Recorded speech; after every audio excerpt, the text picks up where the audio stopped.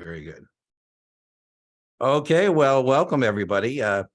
Lauren has given me permission to record our journey together. We're going to be pulling up here in a moment 125 performance opportunities from the Kaplan Q Bank. So we also want to give a shout out to Kaplan for allowing a free look on their content in situations like these. All right, Lauren, are you ready? Ready as hell. Okay, I'll read the questions out loud so you can be contemplating them as we do them. We're going to do a simulated exam here. So let's put, can you see my screen? Yeah. Simulate exam. And here we go. The journey of 125 performance opportunities begins with the first question. Question 1. If a customer buys one XYZ January 40 call and one XYZ January 40 put, paying total premiums of $650, and XYZ becomes worthless, the result is.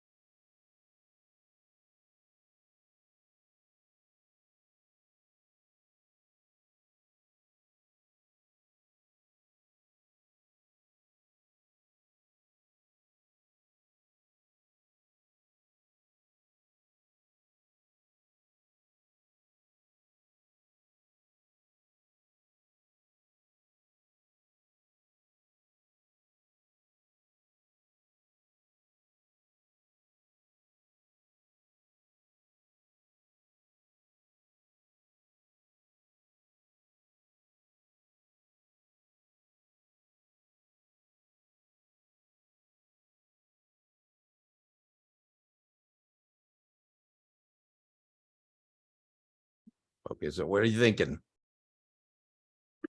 So I'm buying both of these, so I know that it's money out the door. That's correct. You're buying both the choice to buy and the choice to sell, and that is called?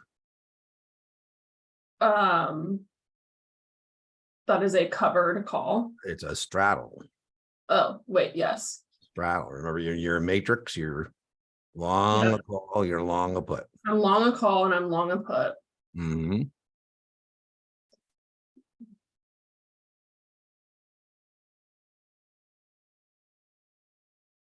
But it becomes XYZ becomes worthless. Yeah. So is that good news or bad news for you? If you own a straddle and have bought a straddle and the stock goes to zero, are you happy or are you sad?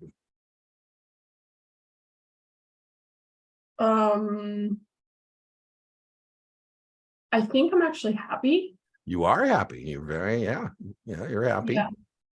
Right? If we're going to use our T, we're going to use our T. Did you fire up your T? Mm-hmm. So money out.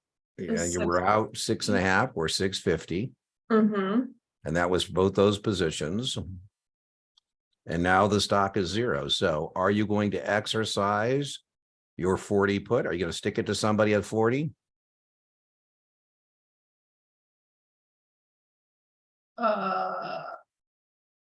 Yeah, if I can. You sure are, right? So if you stick the worthless stock to somebody at $40 a share, 100 shares is 4,000. Mm-hmm. You would make, yeah, you're going to make some money, right?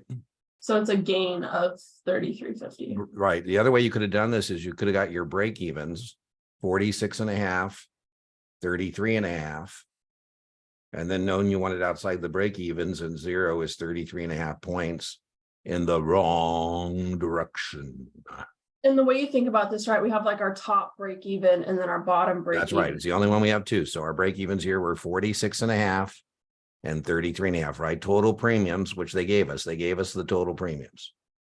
And 650 is. Yeah, they just were kind of a jerk there. Instead of putting in points, they put it 650. That's 6.5 points, right? So break evens are always expressed per share. So it'd be 46.5, 33.5, When you buy a strat, expect volatility. You want it either above or below the break evens. Here, below the break even 0 is the best case scenario. Yeah.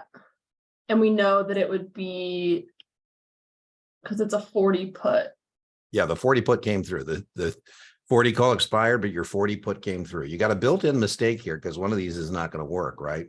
The worst closing price would be 40. At 40, both contracts expire and you lose $650. So D is the right answer if I'd asked you what's the maximum loss. Maximum loss. Remember, anytime you buy any kind of an option position, Yeah. that would be your And maximum loss. it's 4,000 in because of Your choice to sell 100 shares at 40. Yeah. Right? Yeah. That's what that is, right? That's the puts are always the ones that seems to throw people for a loop. All right, question number 2. Question number 2. All the following corporate transactions are non-taxable to investors when received, except All the following corporate transactions are non-taxable. So when I get it, I'm not taxed. that's exactly correct. I know that stock dividends, when I get it, I'm not taxed until I sell. Correct. You are correct. So D is out. I'm taxed immediately when I receive cash dividends. Perfect. Boy, I love it. I love it. You know, because, you know, I wasn't going to give you any kind of any kind of grief as your tutor that we took a little bit of a long time on the straddle, but boom, now you made it up here, right? So for each question, you got to bend a minute and a half. So on these questions, when you get an aim and shoot, point and click, and you're in pretty good shape. All right, number 3, DWQ declares a quarterly cash dividend of 20 cents. What will be the exercise price of a listed DWQ May 25 call? A May 25 call.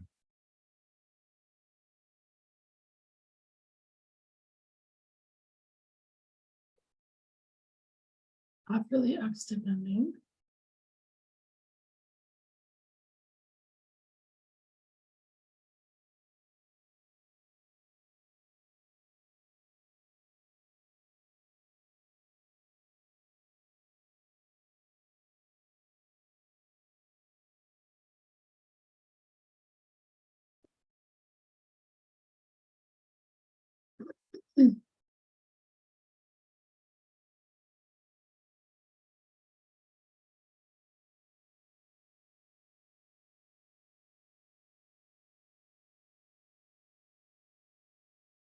So I know that when a quarterly cash dividend is declared. Be careful. Be careful. Do we adjust? It's not asking you about the stock. If this was a stock and I asked you what happened on the X date, you would say it should open up at 24.80. But we do not adjust option contracts for cash dividends. We do not adjust option contracts for stock dividends. Or excuse me, for cash dividends.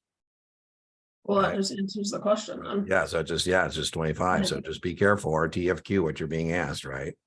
Okay, but if it was stock. Yeah, if that had been a stock dividend, if it's a stock dividend or odd split, again, I think both of these are very low probability on your exam. But we do, if it was an even split 2 for 1, this would be 2 contracts at 12.5. And if it was an odd split, we would leave the contract alone and we would adjust what's called the multiplier. Yeah. So if it's a 10% stock dividend, it would be 110 shares would be the adjustment.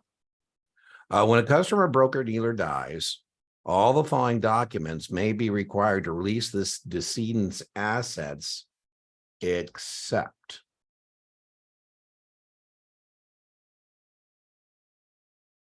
When a customer, broker, dies, all the following documents.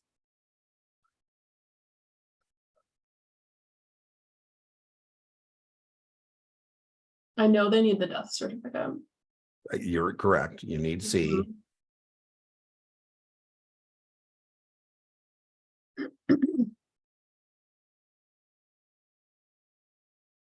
You have a 1 in 3 chance.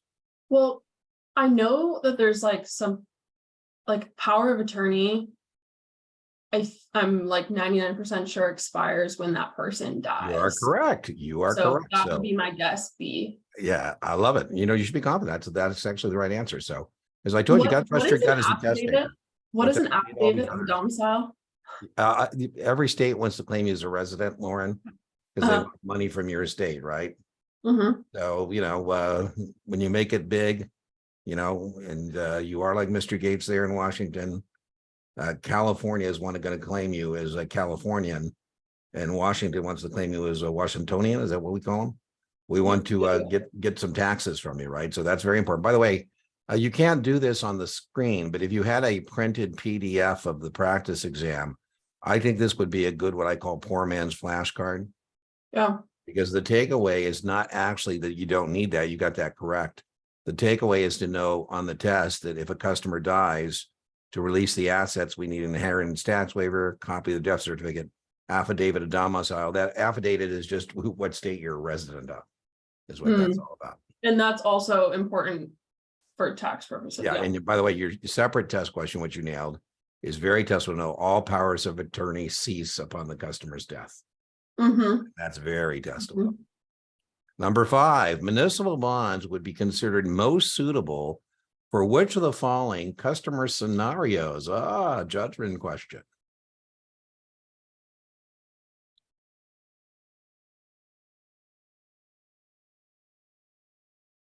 High income tax bracket. Yeah, that's about as close as aim and shoot, point and click questions you're going to get, right? That's kind of a slam dunk, so to speak.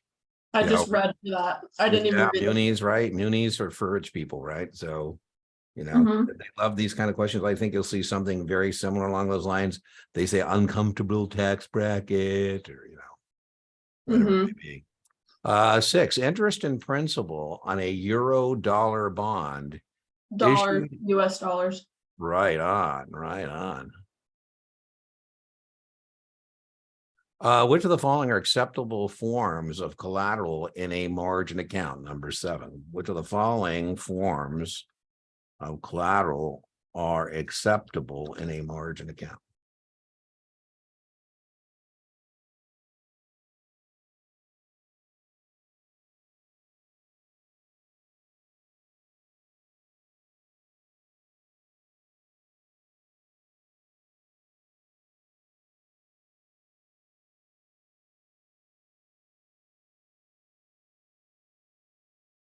C.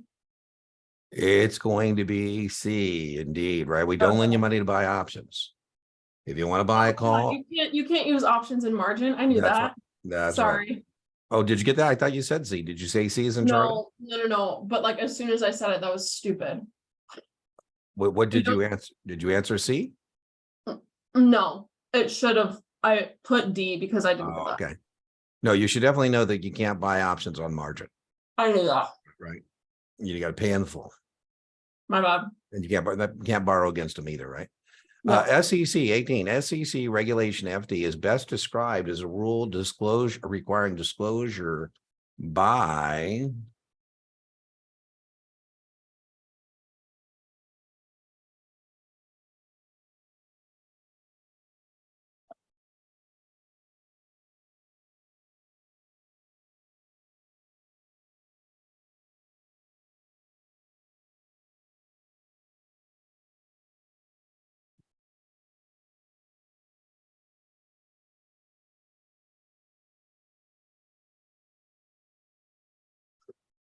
This is going to be a guess for me. Okay, well, guessing is okay. So, do you know what it's even about? Do you know that Reg FD is about selective disclosure?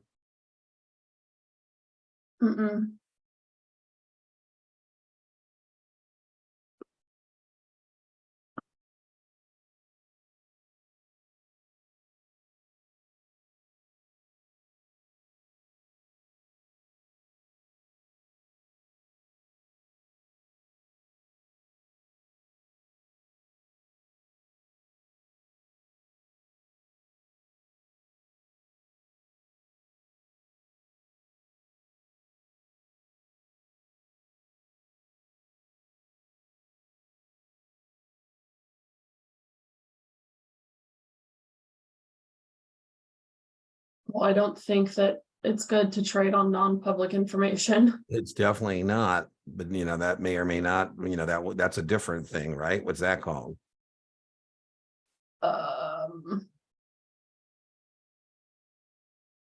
That's insider trading. Yeah, we don't want that. There's a rule requiring disclosure by.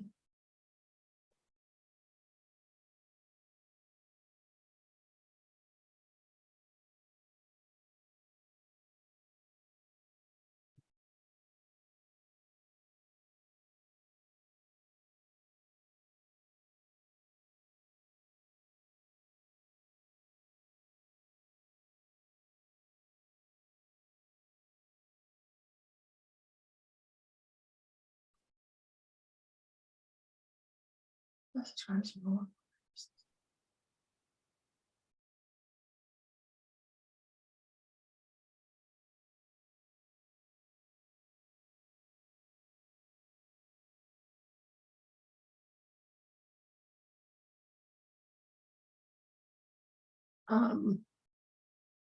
C.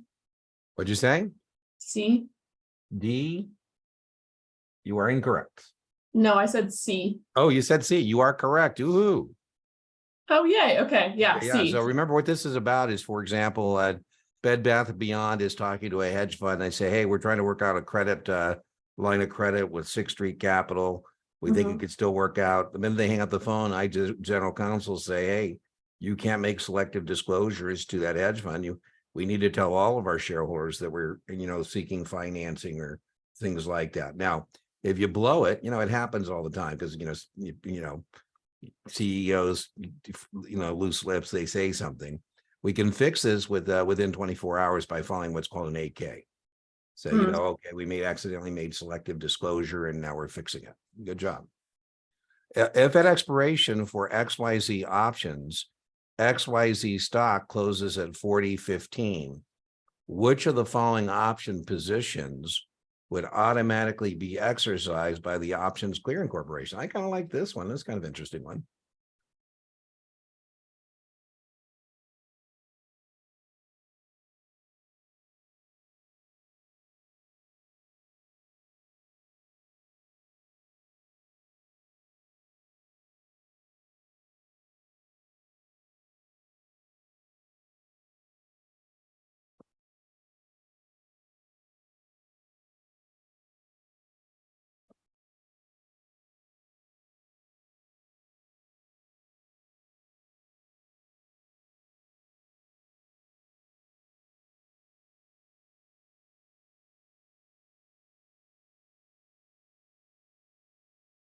Let's go. Stock closes.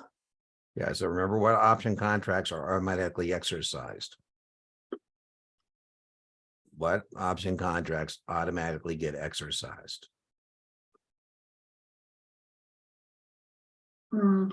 Contracts that have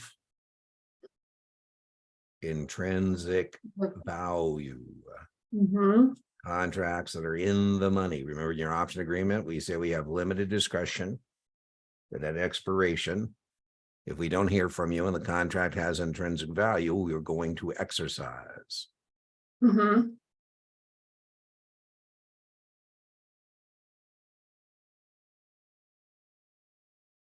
This is a good question for me because this is not clear in my head. Well, what are two memory aid devices we told you that are great for options? Call up, Put down. call up, put down.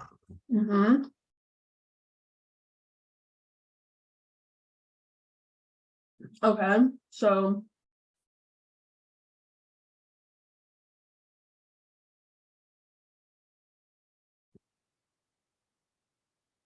if we're just looking at call up, put down, I can eliminate one.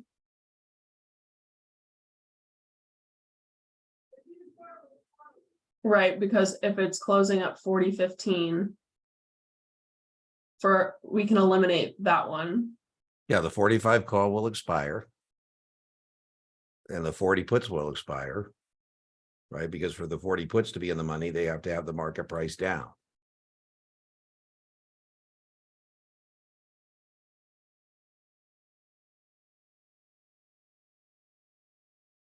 Oh, because it would need to be below that. Yeah. And if it was 45, it would need That's to be right. above that. So call up. So the answer is C. Right on, right on. Very important to know we automatically exercised options that are in the money, right? Have intrinsic value at expiration. Which of the following mutual fund has capital appreciation as its investment objective?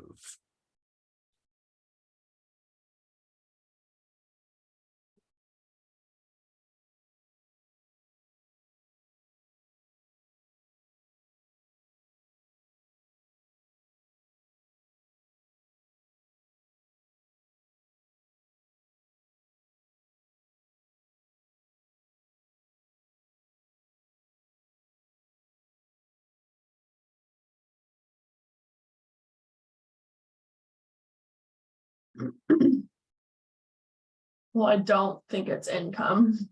Yeah, definitely not, right? Because income is bonds or stocks that pay dividends. So that's not it. You're correct. That's not it.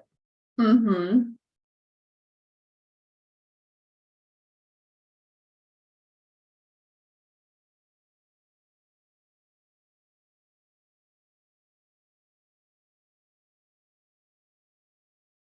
And specialized are like specific sectors. That's right.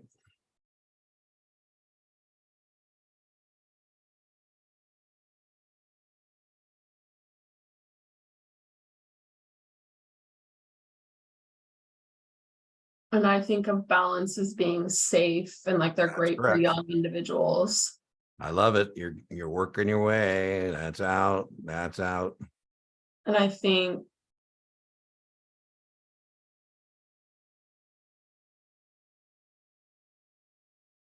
it's actually D. You are correct. You are correct. Right. Specialty funds, remember, are diversified, but only within their specialty or sector. And those are typically stocks of like a region. Like the one I always use is the Mexico fund, a closed-end specialty fund in Mexico, right? Yeah. Several years ago, one of your customers bought an original issue discount municipal bond at 960. Mm-hmm. For federal income purposes, the discount is. Okay. So a couple years ago, I bought an original issue.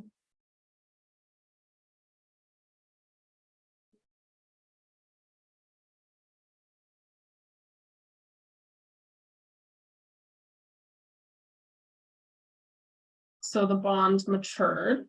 So we hit maturity. That's right. So they're And in asking, unis, I know that these accrete up. that's correct, but it's important that it's that accretion, and this is a muni. So that's important. You're absolutely correct. On an original issue discount bond, we're going to do straight line amortization upward, Mm-hmm. and that accreted amount is the imputed interest you're receiving. The imputed interest you're receiving, and this imputed interest you're receiving here is from what kind of an issuer? Broker dealer. It's a municipal bond, right? Yeah, it's a municipal bond, so it's a state issuer. For federal income tax purposes, the discount is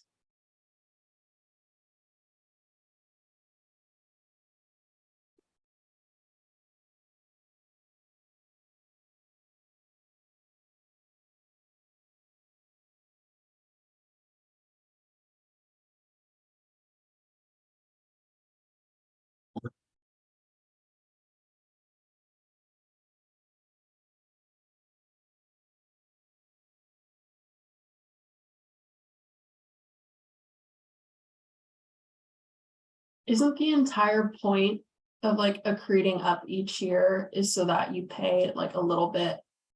If it were a corporate or treasury bond, yes, Mm-hmm. but it is a, But it's a muni, so it's tax free. yeah, only because it's a muni bond, Yeah. only because it's a muni bond.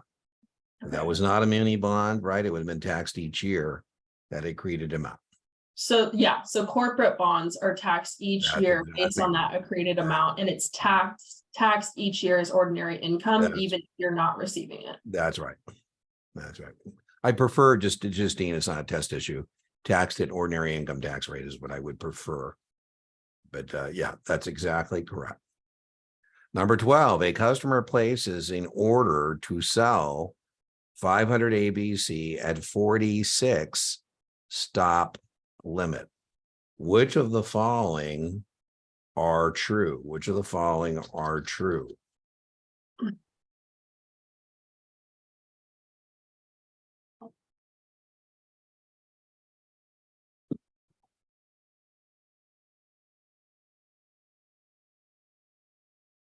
The customer places an order to sell 500 ABC at 46 stop limit. So stop limit, it's like a stop, but it becomes a limit after the Perfect. trigger. That's exactly right. So this is a sell stop that when triggered does not become a market order. This is a sell stop that if triggered or elected becomes a limit orders. And that means, remember, the customer says, if this becomes a live order, I want to sell it for 46 or more.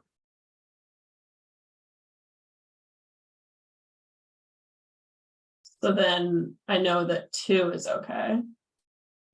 2, well, no, remember, Or not elected, excuse me.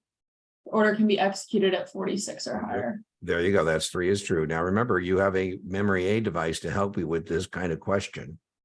You remember what your memory aid device is for orders and where we place them in relationship to the current market price? Is this like the slobs and bliss That's thing? right. That's exactly right. Slobs over bliss. So this is a sell stop. And whether it's a sell stop that turns into a market order or a sell stop that turns into a limit order, bliss, buy limits and sell stops are placed below the market. So that means the market would have to come down to trigger or elect the order. Yeah, so it's 1 and 3. Indeed, correct. Okay, I'm gonna make a note of that for us. Just put the QID too. You know what you can do, Lauren, is put 1336813, and then you can just put that in your Kaplan Q bank, and it will come back up. 13368. Yeah, see those QIDs for anybody watching the replay. Same for you. And then remember, the other thing you can do, Lauren, is just send me the QID. You don't have to cut and paste it, and then we can set up another Zoom and talk about it some more. And we can also you can also go to your Kaplan Q bank. And, you know, by subject area, find that particular thing to get some more performance opportunities on it as well. Yeah, I just think I need it. I got there, but that's fine. You know, I also have videos on it, and we have another session tomorrow. So, you know, just keep making your Dean to-do list and we will knock it out. I know you didn't get the benefit of joining me for a 4-day series 7 class. So, you know, where we talk about all this stuff at length. Okay, question 13. Collateralized mortgage obligations are a type of asset-backed security. What types of securities are the assets behind a CMO?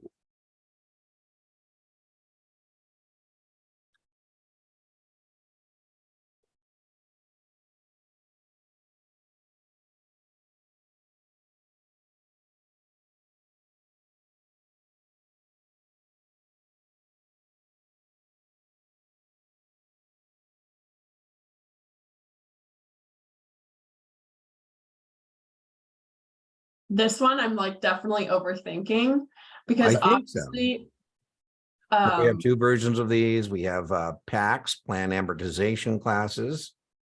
We have tax targeted amortization classes. And what we're doing here is we're carving these securities into various cash flows called tranches. Yeah.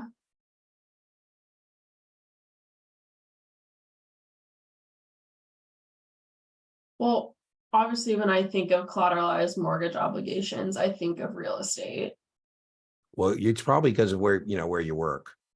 We can carve, but then they wouldn't be CMOs. The C is mortgage, but in real estate, we would carve it up. It would be a mortgage-backed security because we don't want to confuse people about whether we're carving up mortgages from commercial real estate or whether we're carving up mortgages that come from a government-sponsored enterprise.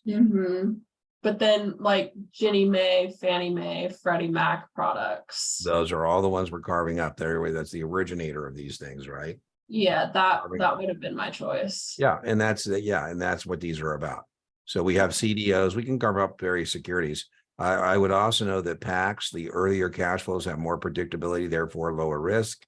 Plan amortization classes, I would know targeted amortization classes are the later cash flows have less predictability, more risk.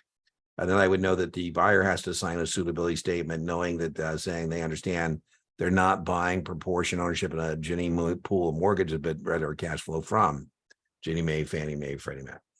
Okay, I need to review that because what you just said. Well, that's part of what we're doing. That's exactly what we're doing. Question 14. As a registered rep, you recommend the purchase of the ABC Fund Family Corporate Bond Mutual Fund to a customer whose objective is current income. Well, so far, so good. The customer agrees to purchase and you enter the order. What type of securities has the investor purchased?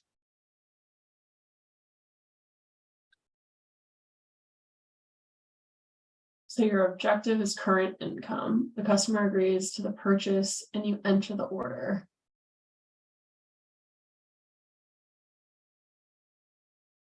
This is kind of a tricky question. Yeah.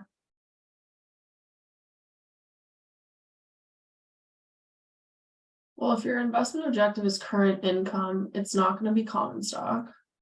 Well, remember though, they're asking not what does the fund purchase, it's asking what you purchase, what you are buying.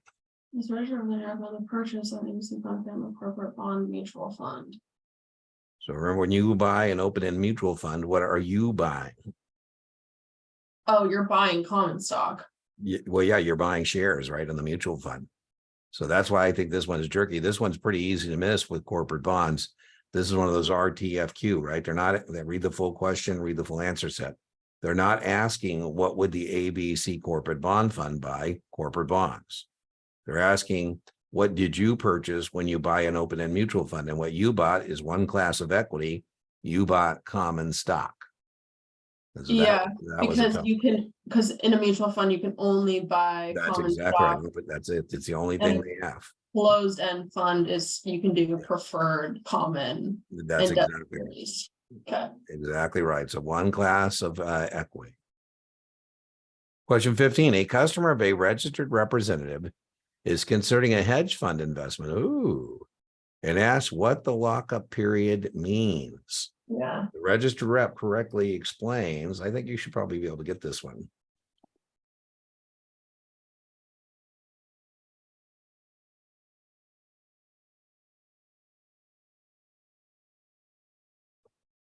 A.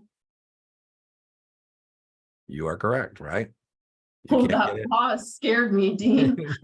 You can't get in or out without the permission of the general partner, right? So yeah. Okay, sorry, the gate is closed right now, right? Now, remember, hedge funds are organized as private partnerships, and that means they're distributed under Reg D.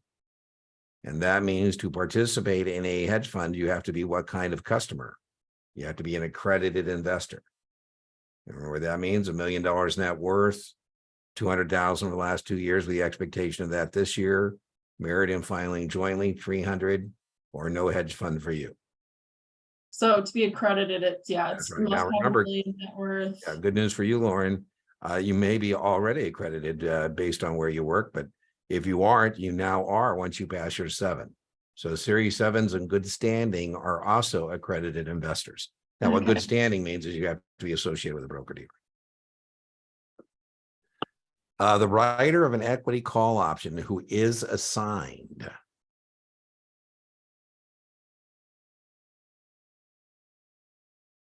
The writer of an equity call option. Which means.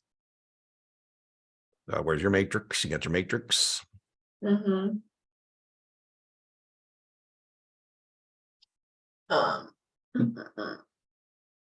So if I'm selling a call. Yeah, that means you got to perform on the contract. I'm up. I'm top right. Yeah. So what are you obliged to do? obligation to sell at strike price. That's right. So you're gonna have to, so that means. So that means I must sell. That's right. So I'm the buyer and I exercise you. What do you got to give me? I gotta give you the stock. There you go. And so do you have 2 business days to give me the stock, or do you have 1 business day to give me the stock? Options are T+1. But resulting exercise. But resulting exercise is T+2, so it's C. Yeah, there you go. Remember, if we close out, it's T+1. A customer is in a low federal tax bracket, and his main investment objective is current income. Which of the following securities would you recommend?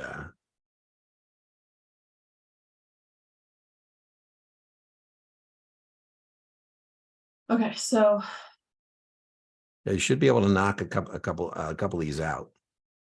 a customer's in a low federal income tax bracket. Would never recommend a muni. There you go. So munis are out. You are correct. Knock the muni out. What else can we knock out? Current income. Gone. I want current income. What else can we knock out? Because there's one of these things doesn't pay current income. Zero coupon bond. You have to hold it to maturity. That's right. So that's out. And now we got to decide his main objective is current income. Do we buy him a government bond or do we buy him a corporate bond?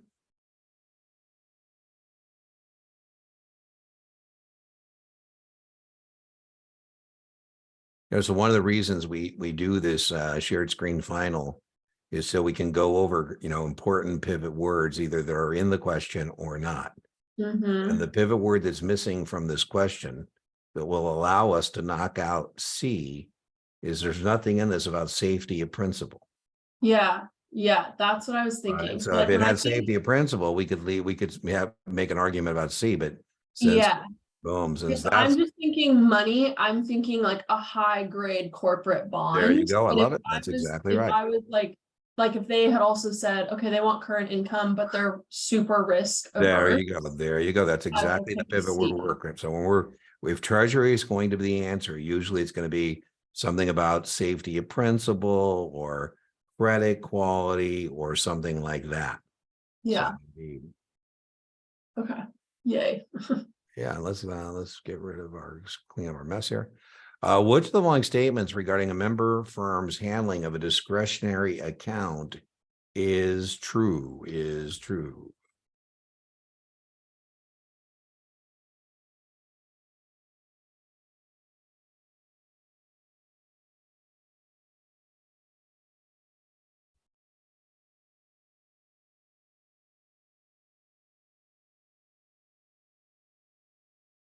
Well, I know that they have to provide written authorization, but it's not before each order. That's right. That's correct.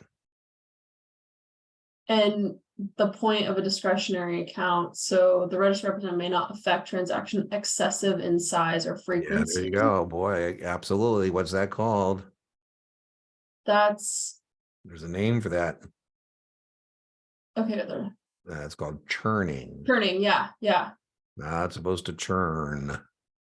An investor with no other position buys TW2 DWQ June 45 calls at 3.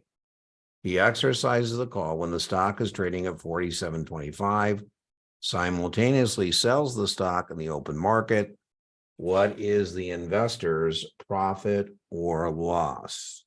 What is the investor's profit or loss? I buy 2DWQ June 45 call at 3. Right on. Then I exercise the call when the stock is trading at 47.25.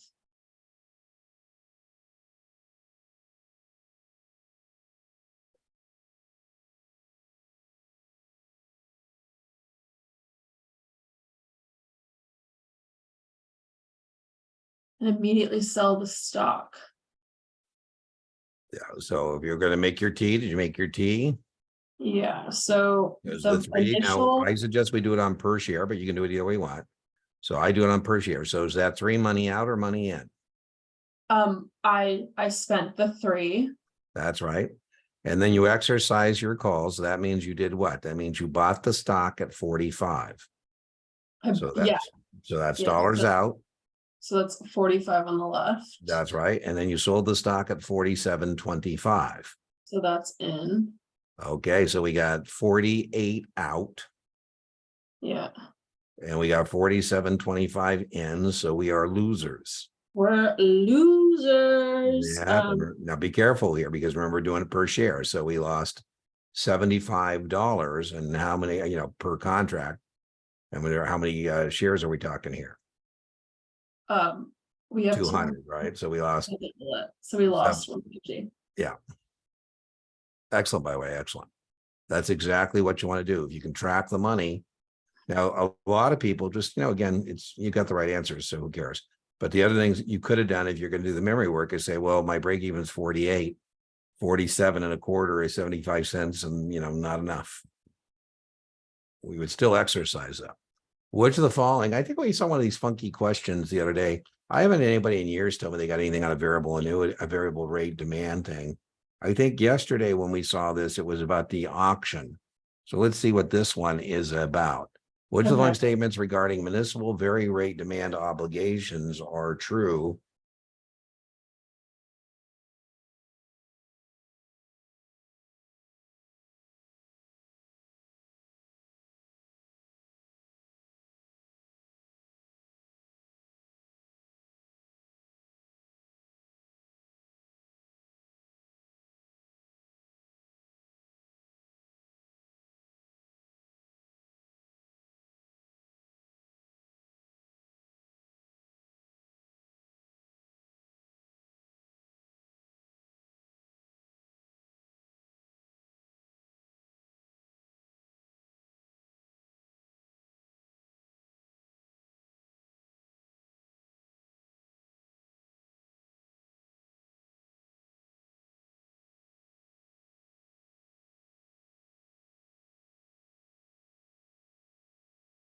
So when I look at variable rate, Yeah.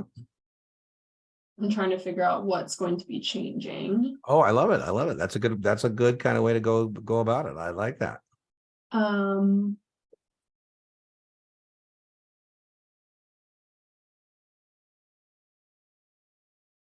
But to me, I'm fighting against that a little bit because I feel like the coupon is stated. The coupon rate of the bond changes and the price. Well, remember what we do here? We're doing an auction where Dutch auction where we're always trying to reset the rate. Okay, so the coupon rate of the bond changes and the price remains That's stable. correct. So 4 is correct. So 4 is correct.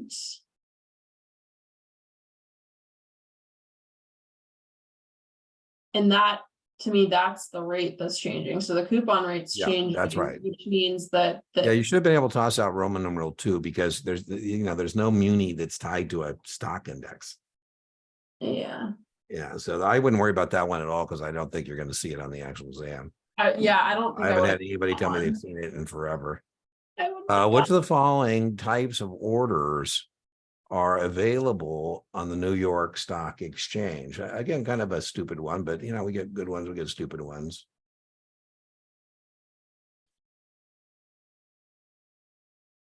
Oh God.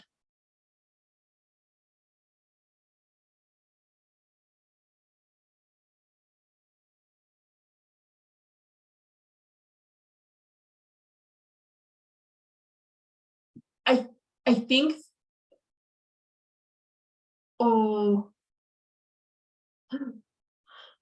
Yeah, I don't think you'll even see this one, but I would guess D. D. Well, you got 2 correct. It's 2 and 4, but I don't think you're going to see that one either.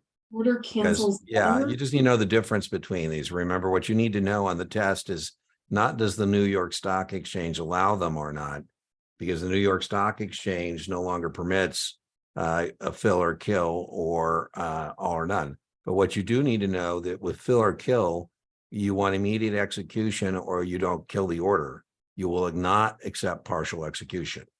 With immediate or cancel, you'll accept partial execution, cancel the balance, all or none, you want it all, but you're willing to wait. So it would be the distinguishing factor would be the contingencies in these types of orders. And then, an order cancels the other means I put in 2 orders and whichever one goes off first. Again, I don't think that's something you're going to see on your exam. Okay. Regarding the term direct participation programs, I think you should get this one based on your question the other day. Which of referring to tax shelter investments, which of the following is not a direct participation program? Question 22, regarding the use of the term direct participation program. Well, we discussed the DPP. We I did, think we did. partnership, so it's We did. a REIT is not that. You are correct. You are correct. If a corporation attaches warrants, yeah, I mean, that's why some of your questions are spot on, right? That question you had yesterday directly led to that being a name and shoot point and click for you. If a corporation attaches warrants to a new issue of debt securities, which of the following would be the resulting benefit to the corporation? Mm-hmm.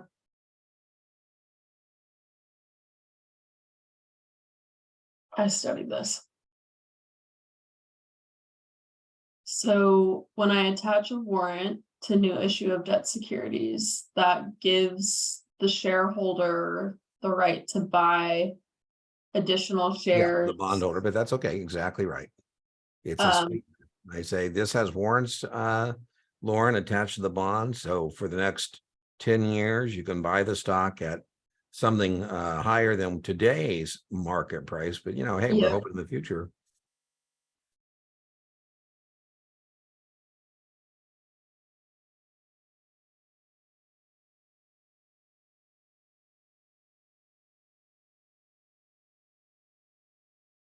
And the benefit, I need to think about the benefit to the corporation of doing So if that. I'm your banker, I say, hey, I think we should consider putting some warrants with these bonds as a sweetener.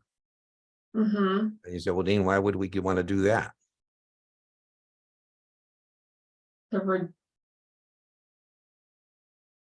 My gut is telling me B.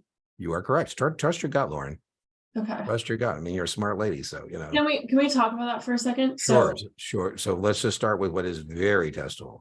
You have to be able on your exam to contrast rights with warrants. Yes. You definitely need to know the rights are short-term and issuance exercisable below the market price. Yeah. That allows existing shareholders to maintain their proportionate ownership. Correct. And then you have to be able to contrast that with warrants. Warrants are long-term exercisable above, and it's a sweetener in the bond. Sweeteners get people to buy things they otherwise wouldn't buy. And so here you say, hey, Dean, what's the credit quality? I go, it's not all that great, Lauren. And you say, well, geez, and I'm going to lend them some money. And if everything goes according to plan, all I get is my semi-annual interest and my principal at maturity.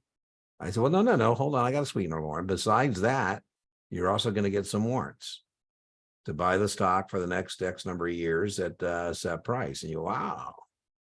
I say, yeah, and that's why the bonds don't pay as much as other bonds. Because, what is the direct, like, I just memorized that this was the reduction of the debt securities interest rate, but what's the exact reason that interest rate comes down based off the issuance of the warrants? Because as a banker, I say, listen, if we issue this as straight debt, people are going to demand X. But if we add the sweetener, the warrants, we can sell the bonds with a lower coupon because we're going to. Yeah. Okay, that clicks. We're good. An investor viewing a stock market video is particularly interested in the discussion of convertible debt securities. Those are issued by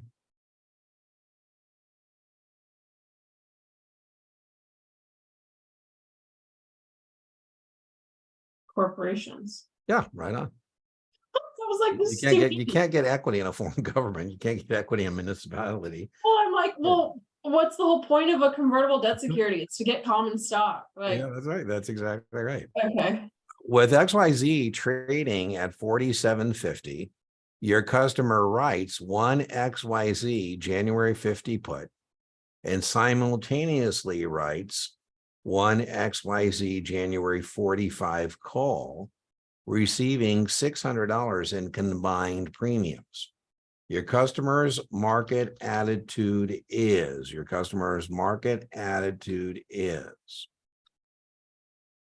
I gotta write this out or else I'll mess it up. I think that's a good idea. Okay, so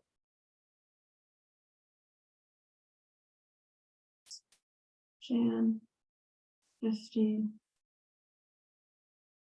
And then I simultaneously, so 1x, y, z, Jan 45.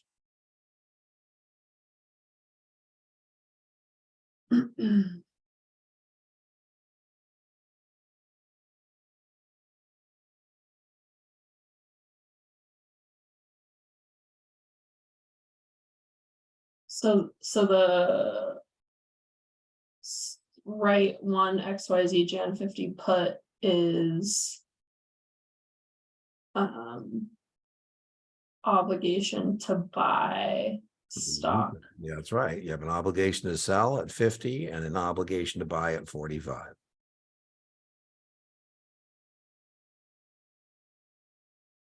So this is a short strata with different strike. Yeah, it's a It's short combination. straddle with different strike It's prices. called a combination.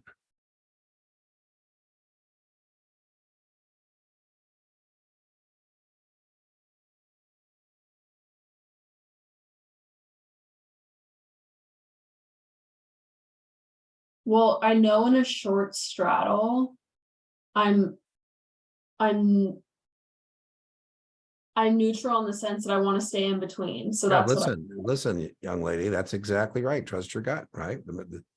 Yeah. okay. But Yeah. looking at this, Uh-huh. You're not so bearish. If you're not bearish, because you were bearish, you wouldn't have wrote the 45 call. You're not bullish, because if that was the case, you would have just wrote the put. So you're not bearish, you're not bullish.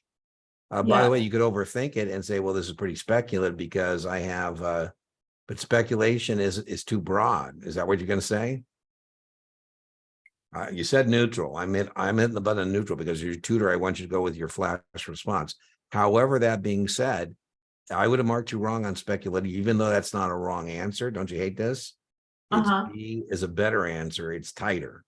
So I am allowed to, on the real test, to mark you wrong for answers that are not wrong, but aren't the best answer in the answer set. which is stupid. I'm with you, but that's, those are the big people who write tests. The wrong answers as a test writer, Lauren, those wrong answers are called distractors. Distractors are the technical name for wrong answers. And again, I'm allowed to use a correct answer as a distractor, given that I give you a better answer in the answer set, right? So Yeah. I'm with you. But trust your judgment is good. So, just trust yourself when you're, trust your gut is, I guess, what I would say. Trust your gut. Okay. If leaps options are maintained for more than 12 months, which of the following statements are true? This is kind of an odd one, but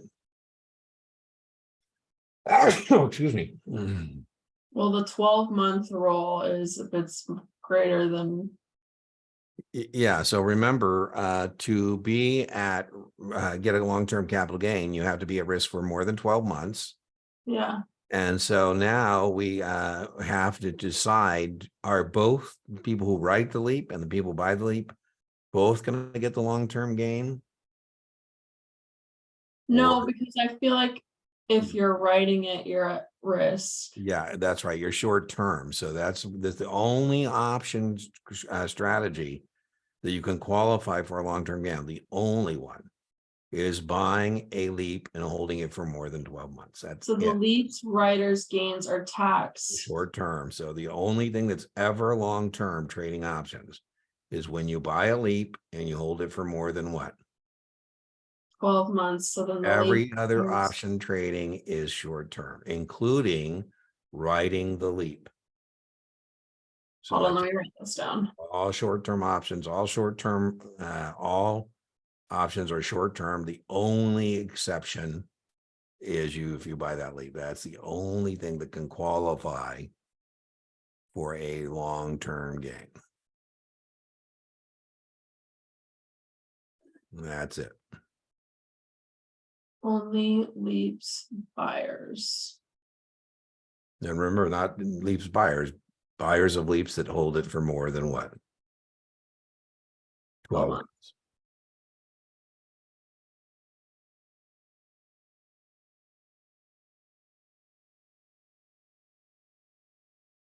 Both mutual funds and hedge funds are pooled investment vehicles managed by a professional money manager.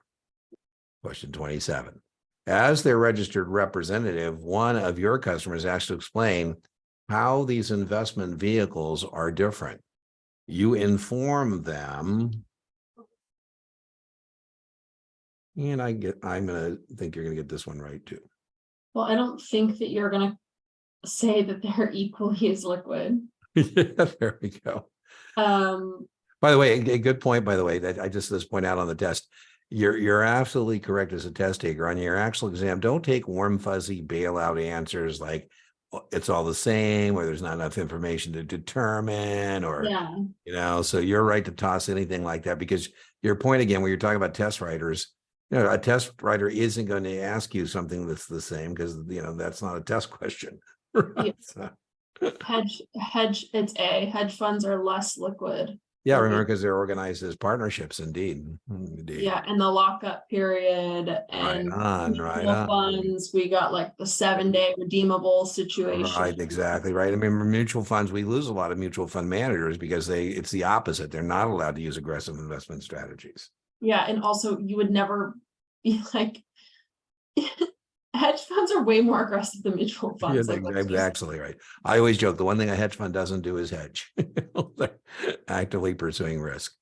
Yeah, All the following are risks associated with a mutual fund, except.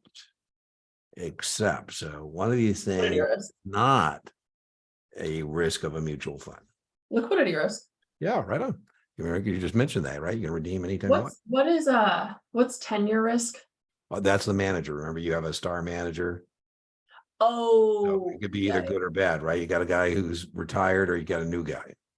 Okay. So I say, Lauren, one of the risks is the portfolio manager doesn't have much tenure running the fund.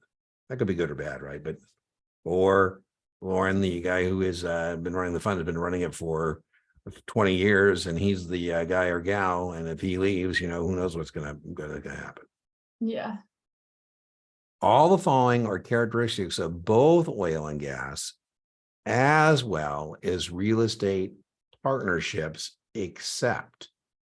So in plain English, that one of these things doesn't go to both of them.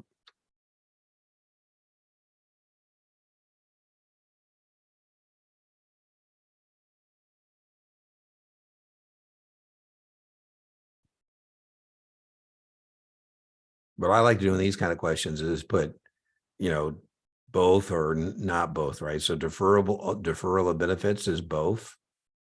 Okay. Depletion, what depletion's for?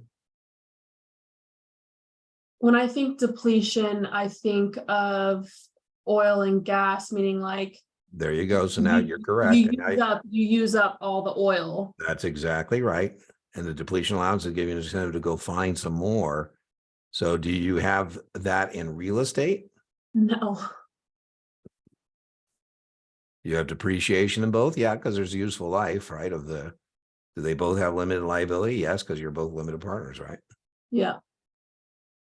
Which of the following transactions would not be subject to the 5% markup policy? Ooh, I like this one. I need to see something primary. Yeah, exactly. I love it. I think, let's see if that'll get it right for you. I think it will.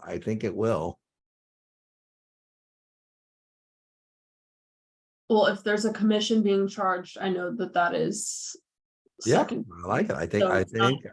Can we out B? Yeah. Your client shares purchase 2 different mutual funds in the same fund family. Yeah, 6.5%. That's fine, because the max for a mutual is 8.5. You nailed it. I love it. You had this one under wraps before you even started down the answer set, which I like. That's where you want to get comfortable. I call that projecting the answer. So you immediately said, okay, I know the 5% policy doesn't apply to the primary market. And then you proceed to say, okay, I'm looking for a transaction that takes place in the primary market. And remember, open-end mutual funds, all those transactions are primary. You're doing business directly with the fund.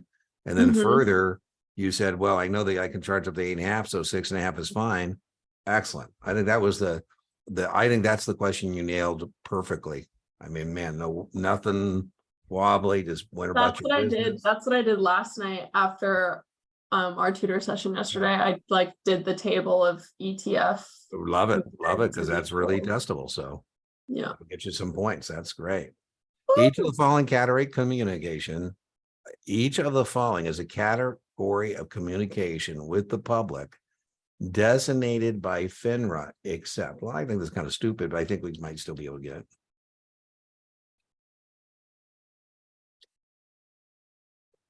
Communication with the public. Well, retail communication is that Definitely is. You're a correct. correspondence is that. Definitely is. That's right. So you got a 50-50.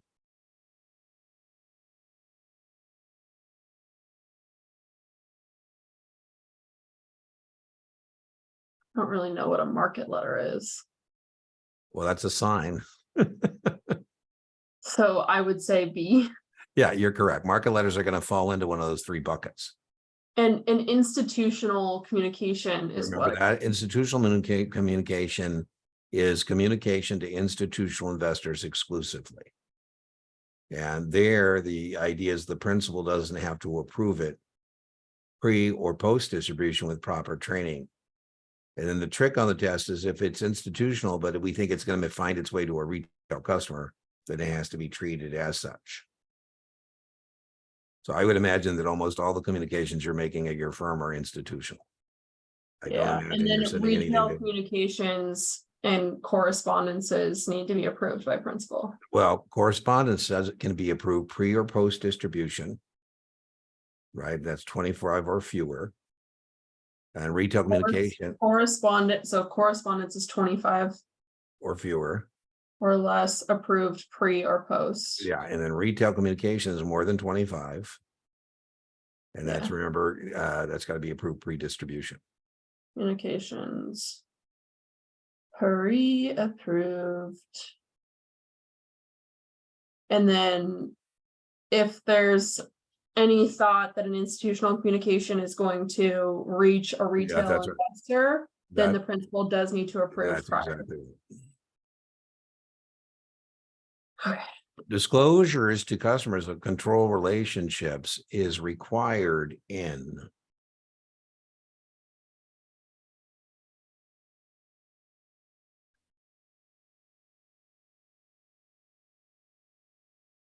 All of them. yeah, right on, right? This is Merrill Lynch, Bank of America. There's a control relationship.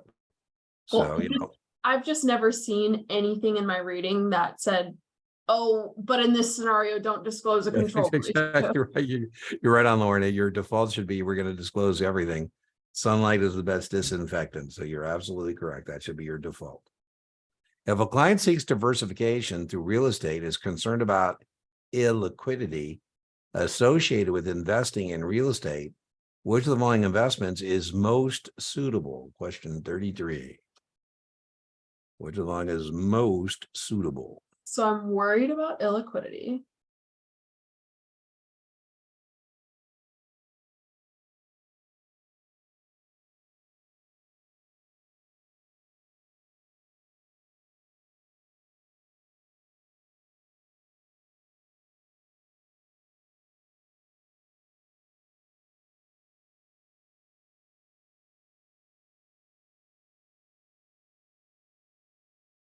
Well, I don't think it's a shopping center. No, remember, because A, privately placed investments, it's not A. You're Yeah, right, it's not a shopping center. And remember, A and C, both of those, whether it's public or not, have a general partner. And you can't, yeah. So you can't get out. So I would say REIT. you are. And how much does the REIT have to pass through? It's net investment income. It doesn't pass through losses. It passes through income. How much does it have to pass through? That's the 75. 90%. Okay. Okay. But what's the 75? The 75% That's just its truth in has to labeling. be- Like if they call themselves a mortgage REIT, they have to have 75 in mortgages. If they call themselves a hybrid REIT or whatever, that's just truth in labeling about what you're calling your fund or your REIT or whatever it is. Yeah. Okay. But they pass through 90% of Yeah, just like mutual funds, they don't pass through losses. They just pass through income. 90% of gains passed through. And no losses. Yeah. Yeah. Okay. 34, establishing short positions is typical for all the following except. All the following except. So one of these, I call these questions Sesame Street trick questions.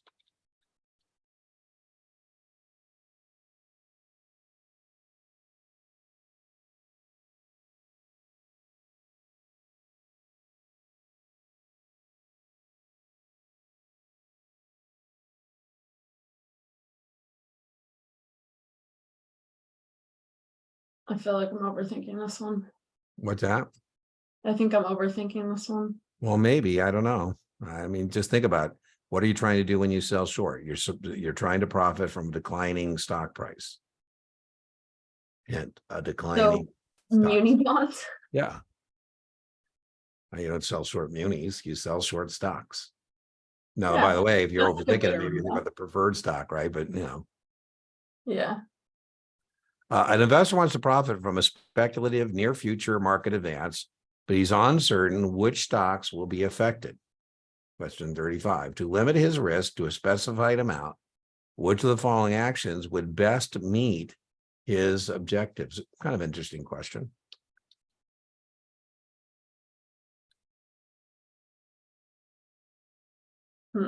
So I want to profit from a speculative near-term market advance, but I'm uncertain which stock will be affected.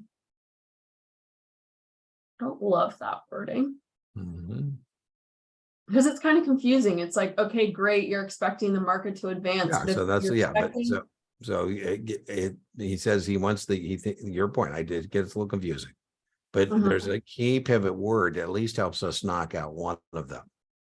And it's this word here. He wants to limit his risk. And we know these are about options. And so if you are going to be using options, would you buy or sell the option? You would buy to limit. This one goes out. Yeah. Right. It says he wants to limit his risk.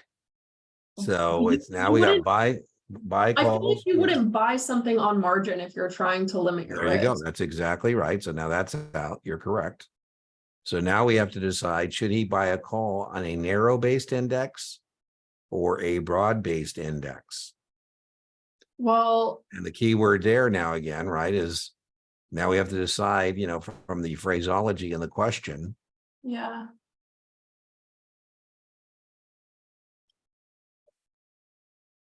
So remember, we don't bring extra stuff into questions. So if this was narrow-based, they would have said something like technology or, they would have given us a hint. Well, I also still think like to limit his risk applies here because in a broad-based stock index. There you go. You got it right. That's exactly correct. What I would have picked. Is that correct? That is correct answer. So you did exactly the right thing. Boom. Okay. What happens to but if you miss this, I'm going to be so disappointed. Don't say that. What happens to outstanding fixed income securities when interest rates drop? Prices increase. Right on. And that they tried to trick me. They do. They drew Kaplan bigger jerks than the real jerks for sure. So the reason I said I would be disappointed is because you were an expert yesterday using your teeter-totter. So I would not expect that, between yesterday and today that you went backwards, but hey, sometimes it happens. Question 37. As a requirement of investing in a particular business investment, your customer has just signed a statement attesting to her annual income, net worth, and affirming the risk associated with the investment are understood. Oh, wow. The signed statement, once submitted with the intended investment amount, will either be approved or disapproved. Approval allows the investor to subscribe to the investment. Which of the following investments would have such a requirement? Kind of an interesting question. So I've attested to my annual income, my net worth, and I've affirmed that I understand the risks of this investment. Yeah.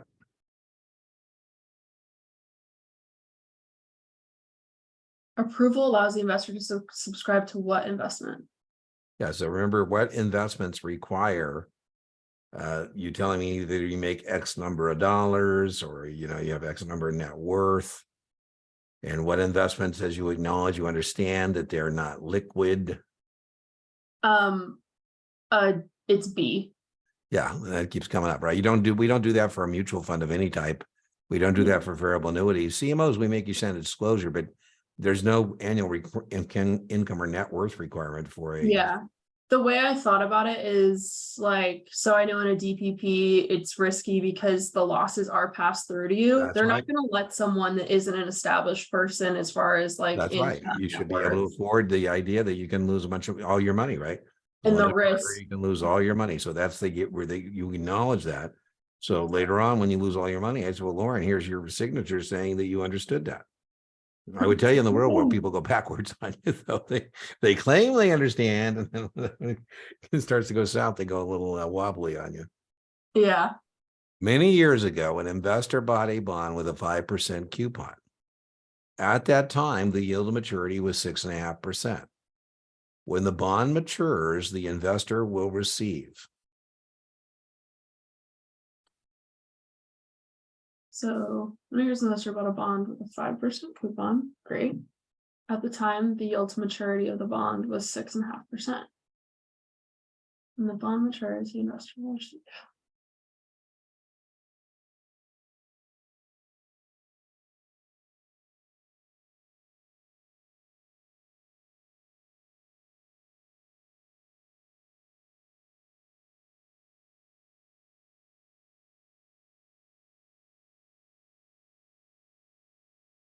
They're trying to trick me.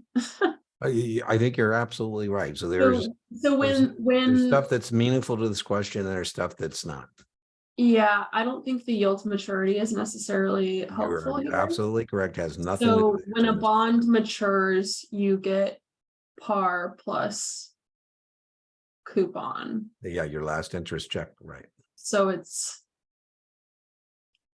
but then you have to remember that a bond pays you Absolutely, semi-annually. absolutely. So I almost said D, but it's B. Yeah, there you go. Good job. Good catch. Okay. Now, by the way, the real test will do less of that.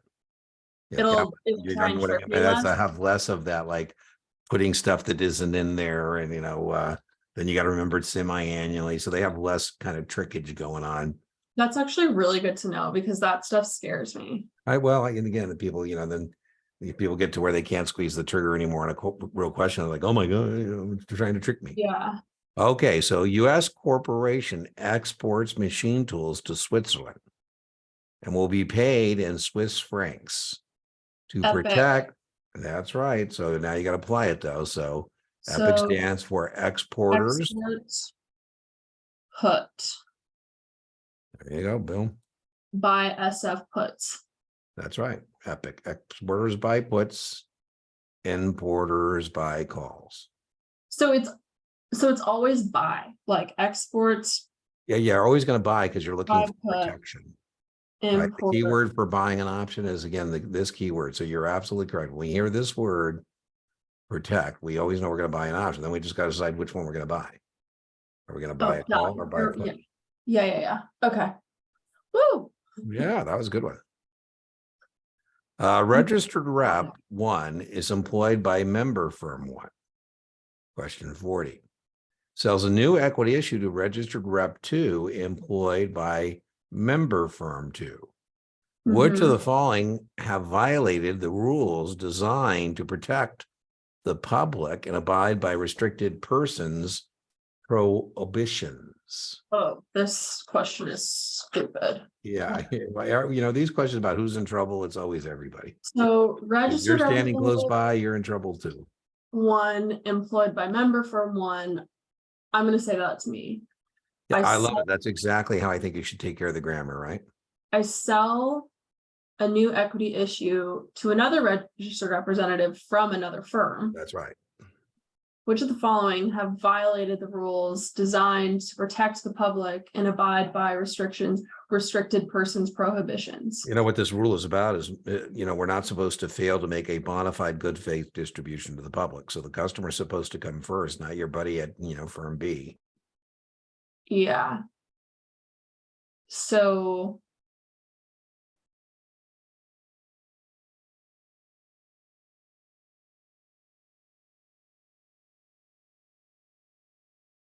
I feel like everyone's in trouble. Always, always. When you get these questions, they ask you who's in trouble. It's everybody. You're just standing close by, you're in trouble too. Yeah, so it's never gonna be like, oh, the firm is actually.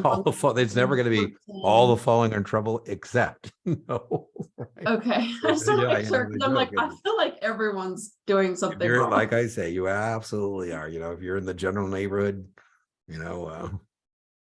Okay, a joint account can be opened by any of the following except a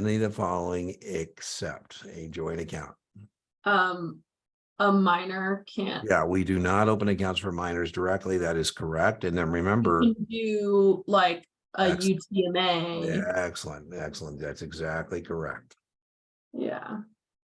That one can be tricky too. Yeah, well, yeah, just gotta, got RTFQ, just read the question. Under one of the provisions allowing a company to qualify for an intrastate exemption under Rule 147, Yeah. what percentage of the issuer's gross business revenues must be derived from sales within the company's home state?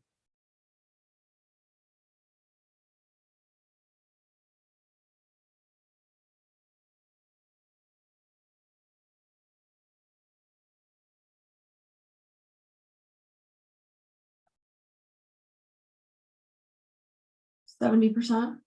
It's 80%. This is very much a test question. Okay. Remember, it's 80%. And then remember, we can only sell it to residents of the state. Rule 147 Yeah. We interstate. can only sell it to residents of the state. And then residents can sell it to somebody who's not a resident of state after 6 months. Yeah. Okay. Let me. Can I write that down? Yeah. So 80% Called the 80% rule. The 80% of gross is revenues derived from sales within companies state. And if I live in the state, whatever that's doing where the issuer is, right, I can sell 6 months later. that's right. I can sell to someone outside of the state That's 6 right. months You later, tell them, or yeah, whoever you'd like, including somebody outside the state. but I would still have to wait 6 months if it was to someone else in the state. Well, within you could sell to another resident within the state, but the question is 6 months to sell it to someone else outside the state. Got it. Okay, so I could buy it and sell it to someone else in California, but if I wanted to sell to someone in Wyoming, it was going to be There you 6 go. months. That's exactly correct. Your client's investment portfolio is 50% growth stocks, question 43, 10% foreign stocks, 40% blue chip stocks. If the client is interested in further diversification, what mutual fund would best meet the goal? What mutual fund would best meet the goal? Well, I don't think an aggressive growth fund. Yeah, I'm kind of with you. I'm kind of looking at this guy just from the question. I say, man, my God, this guy's got an asset allocation of 100% in stocks. Uh-huh. So I do think that he needs some bonds. Yeah, right on, right on. Take the volatility of that market down a little bit. Yeah. What's an emerging market fund? That's would be like countries like Angola, or what would else be an emerging market? These are countries that are just getting going in terms of their economies, yes. right? So Yeah. I just read an article the other day that who was it? It was whether they should still be in the emerging market index, because they've been trying to get out of it. And they've been asking Morgan Stanley that does the index, like, well, listen, we should still not be there, because I forget what country it is. And they're trying, I think, South Korea, home of Samsung and Hyundai. And people are saying, is it really an emerging market? I mean, some people say yes, some people say no, but which of the following securities is sold at auction? I like this one. Which of the Sold at auction.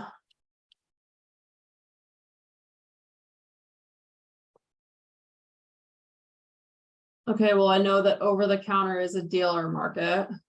Yeah. I don't know if that helps me here. Well, remember, because, well, auction means we're doing a primary transaction. So it says Auction at is a auction, primary. yeah, auction. Well, I take that back. I mean, if we're New York Stock Exchange, you're correct. I get to where you go there. But one of these securities in the primary market. So, I think that's a legitimate kind of gripe with the question that's not clear. But, and how does the US government sell its securities is kind of what this question's asking. The mm, mm, corporate bonds. Yeah, corporate bonds aren't sold by auction. We form syndicates and people go go out and try and sell them. Right. So the Twitter bonds, 10 billion to Twitter bonds aren't sold at auction. Oh, then I probably would have gotten this one wrong. Yeah, well, it's T-bills just by definition. All treasury securities are sold at the auction. So a lot of people are concerned with the debt limit being lifted, that the US Treasury now is going to be selling trillions of dollars of securities, T-bills, T-notes, and T-bonds. And they're afraid because of the auction, right, that the interest rates may go up because there's going to be a whole bunch of them, right? So who knows? Who knows? Okay. A customer is short 10 ABC December 50 calls at 2.5, question 45, and short 10 ABC December 50 puts at 3.5. Before expiration, ABC declines to 40.50, and the customer is assigned on his put position while his short calls expire worthless. A month later, he liquidates his long position at 45. Wow. This is a lot of information. It is. So, as we said, fire up the tea. Yeah, let me write this Fire out. up the tea. So I'm short 10 ABC December 50 calls at 250. And I'm also short 10 ABC December 50 puts at 350. Just like looking at this for my practice, I'm short a call and I'm short a put. That is a short straddle.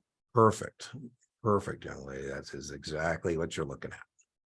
I just like to have that in my head because it helps. I think so. By the way, this is more important for your success in a lot of these questions because, we said options, munis, mutual funds. Those are where we want to do it. So, is the 2.5 money out or money in?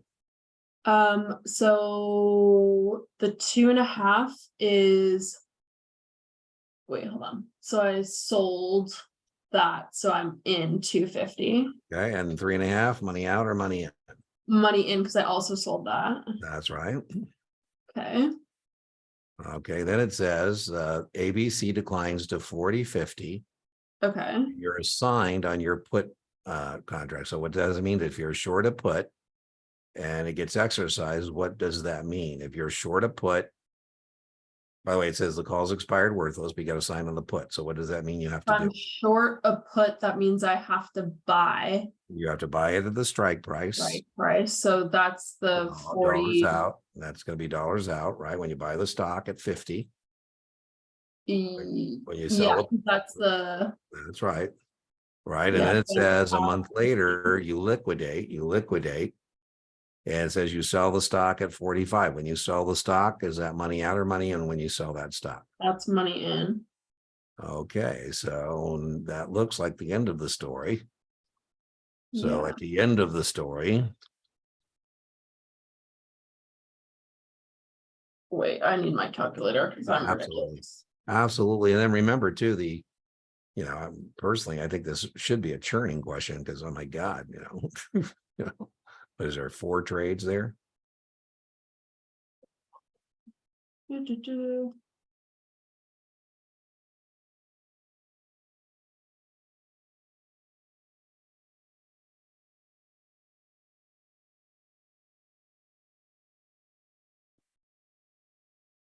So we have 51 on the right. Yeah, 50 on the left. And then remember the last thing you got to remember when we're doing per share, how many are we talking about? We have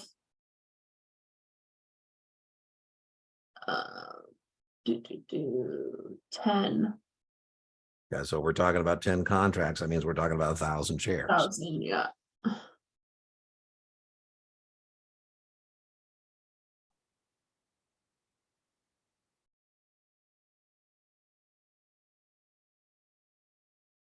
Okay, so then this is, we have more money in than more money out, so we have a gain of By the way, 1,000. that's helpful, by the way, because even with that, you got a 50-50, right?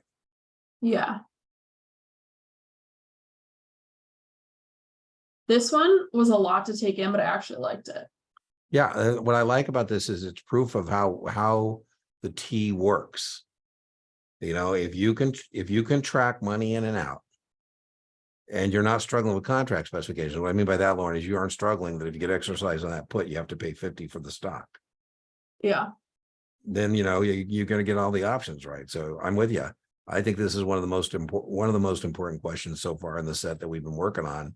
And Yeah. your ability to do that question is actually more important than some of these other things like, who cares about variable rate demand notes, Obligation or whatever yeah, our T-bills are done in the auction, those things aren't as important as your ability to kind of track Yeah. what's going on in an option. Is the actual exam 125 questions or is it Well, more? you get experimental questions, so you'll get a little over a 125. So it's like 135, right? 135, yeah. And they tell Whoa, you 10 don't count, but they don't tell you which 10. So which is stupid. yeah. This is testable. This is testable. Who attests to the legality of a bond issue and issues a legal opinion on proposed new municipal bond issue? Remember question 46. Who attests to the legality of a bond issue and issues a legal opinion on a proposed new municipal bond issue? Bond counsel. That's the point of Oh, hiring. and if you miss that, angels weep for you. Yeah. And remember, the bond counsel can either give you a qualified legal opinion, very testable, or unqualified legal opinion. What is better? Unqualified. Right on, without reservation. They have the authority to borrow the money. The interest is tax exempt, and we don't have to comply with 33. We don't have to register the municipal bond, so we're not going to use a prospectus. We're going to use. Oh. What are we going to use? Not a prospectus. It was your own memory aid device. Oh man. No. We got it. It's not a prospectus. It's an official statement. There you go. Man, I would have been disappointed. You came up with your whole thing about. I had to remember that this was a muni. Which of the following is not, who cares? But which of the following 47 is not part of the Federal Farm Credit System Bureau? And again, this is our one where, we get a couple good ones and then we get a couple duds. I don't even know what that is. Yeah, I wouldn't worry about it. It's not on the test. It's the Federal Home Loan Bank. They're, honestly was going to guess that because I was okay, like, that sounds too normal. Yeah, who cares? Dividends may be paid to the holders of. I kind of like this one.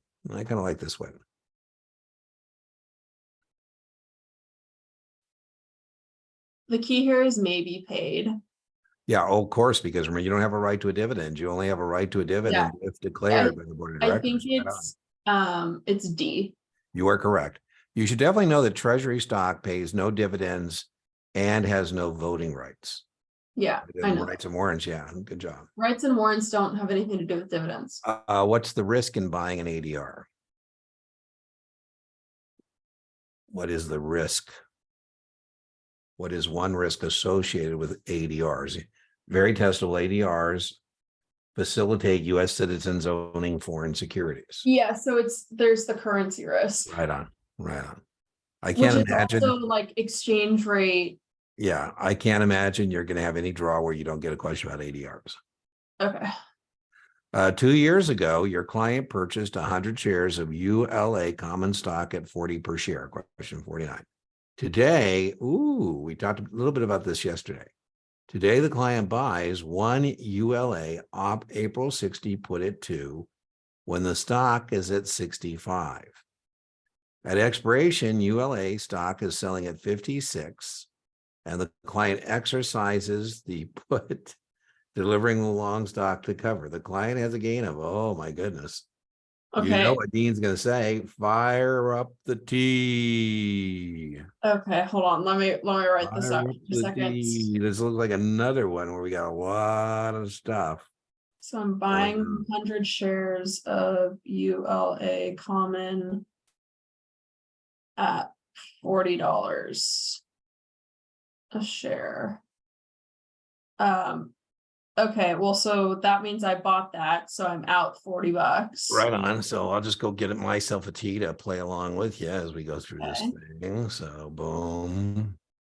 And that was 2 years ago. Yeah, yeah. I will, but be careful because I thought this was going to be a tax question. It ended up Me not too. being. But so I guess Why are that's they not, telling me the 2 years? So sometimes they tell you stuff that is meaningful, sometimes it's not meaningful, and so. so that's not important for this one. Well, yeah, basically, we always want to read the question once for context. I didn't get the important. By the way, there's no problem with buying the put. It doesn't interrupt the holding period because you've had it for 2 years. So I thought maybe it was going down that road, and then all of a sudden it took kind of a turn. And so we bought the protection at 2. So yes, then I'm out to, hold on, Yeah. let me write. So When the stock I'm price is 65, who cares? They love to tell you what the stock price is at. The stock price isn't meaningful.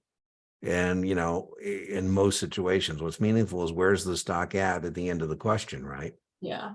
So So, when the stock price, okay, again, annoying. At expiration, the ULA stock, okay, is selling for $56. and then this is important, right? Because now you need to know what it means contract specification wise.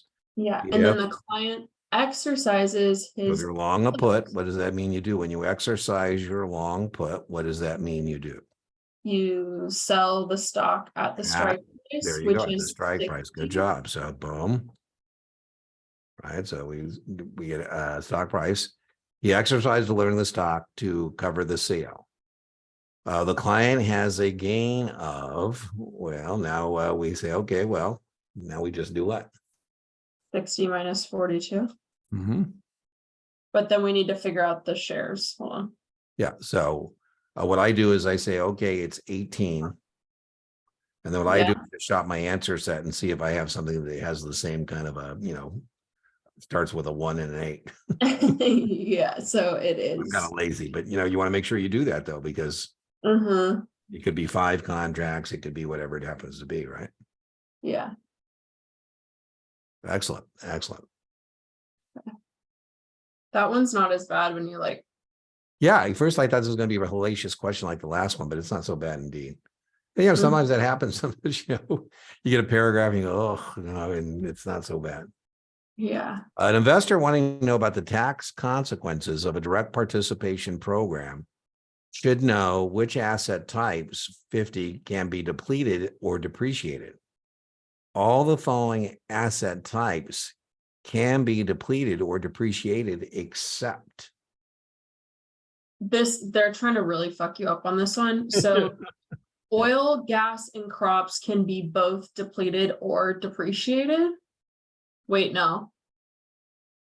Well, remember, you told me earlier, and you were correct, that depletion was for a natural wasting resource. Yeah, okay, yeah, so I am right. So buildings are not going to deplete, they'll depreciate, but it won't deplete. But it says or, but buildings or, it says depleted or, and buildings do get depreciated. All of the following asset types can be depleted or depreciated. So oil and gas, they're natural, so it's crops. Yeah, remember the whole point of oil and gas and gold is that when you get an ounce out of the ground and you sell it, you have 1 ounce left.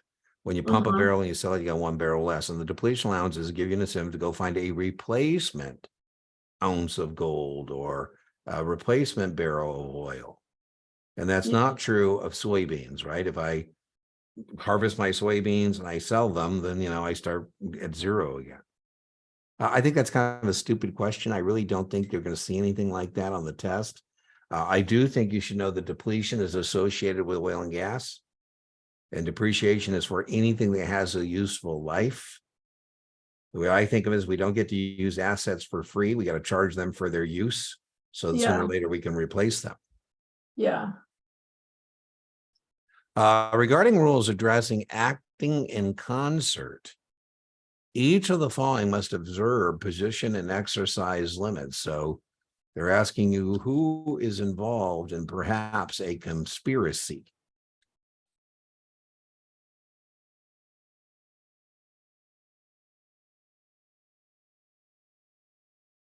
except, so somebody's not acting in conspiracy.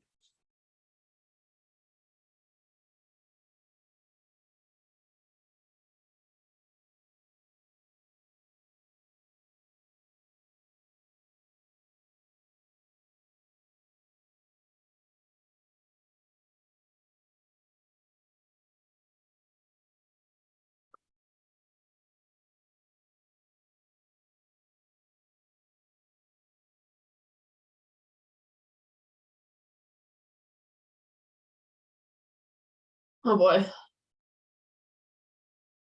Well, let's go from just what can we do? Two or more individuals have an agreement to act together. Does that sound like a conspiracy? No, because there's an agreement. Yeah, that's a conspiracy. You and I agree we're going to act in concert. That's what a conspiracy is. Not all of them are illegal, but in this one it is. We agree that we're going to be acting jointly. The one they love on the test, by the way, is a husband and wife. An investment advisor who has discretion. So that means all those accounts are considered to be acting in concert. An individual has an account at Fidelity, Schwab, and Interactive Brokers are all considered to be acting in concert, all those accounts. The answer here is B. I wouldn't worry about this one on the real test. I would worry about a husband and a wife. So acting in concert is bad? It's a conspiracy when it's it's not necessarily bad, but it is when it says this. The part that makes this a problem is they're saying about position limits. Remember, the position limits apply to the same side of the market. Each of the following must observe position and exercise limits. So what they're saying is if there's two parties acting as one, or more than one account acting as one, then they're going to be aggregated for purposes of the position limits.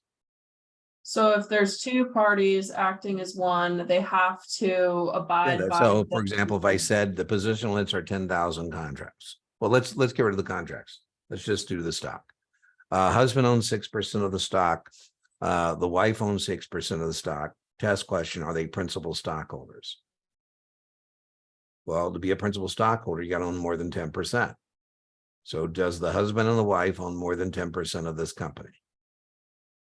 I don't remember what you They said. do, yeah, they do, because they're going to be considered to be acting in concert. So the rules would apply to them as a principal stockholder. So if I tell you a husband has 6,000 long calls, wife has 6,000 short puts on the same security, that's 12,000 contracts on the same side of the market. So you won't see this question.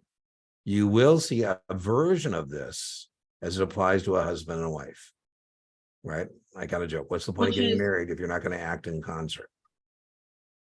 Like 6th Street, you guys are involved in distressed securities.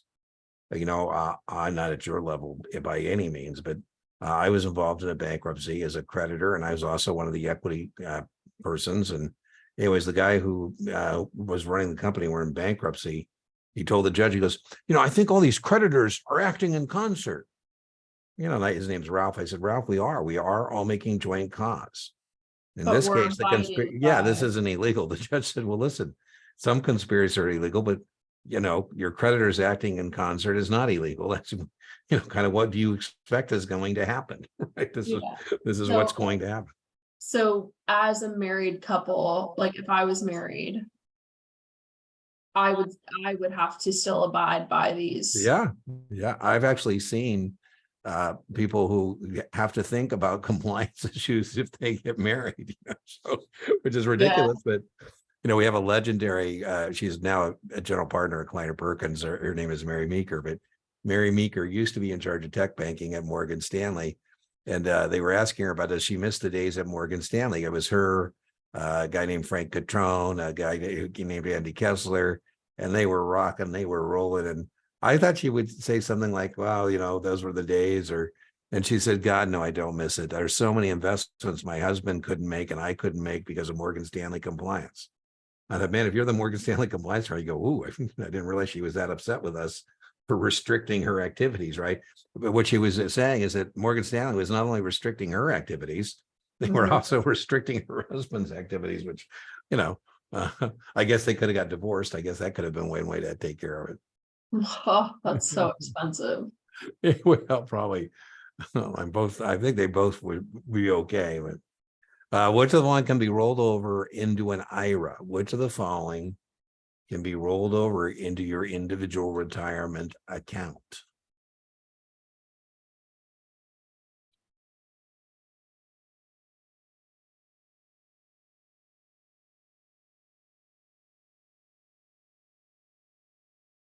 Kind of stupid, but I kind of like it, kind of don't like it, you know.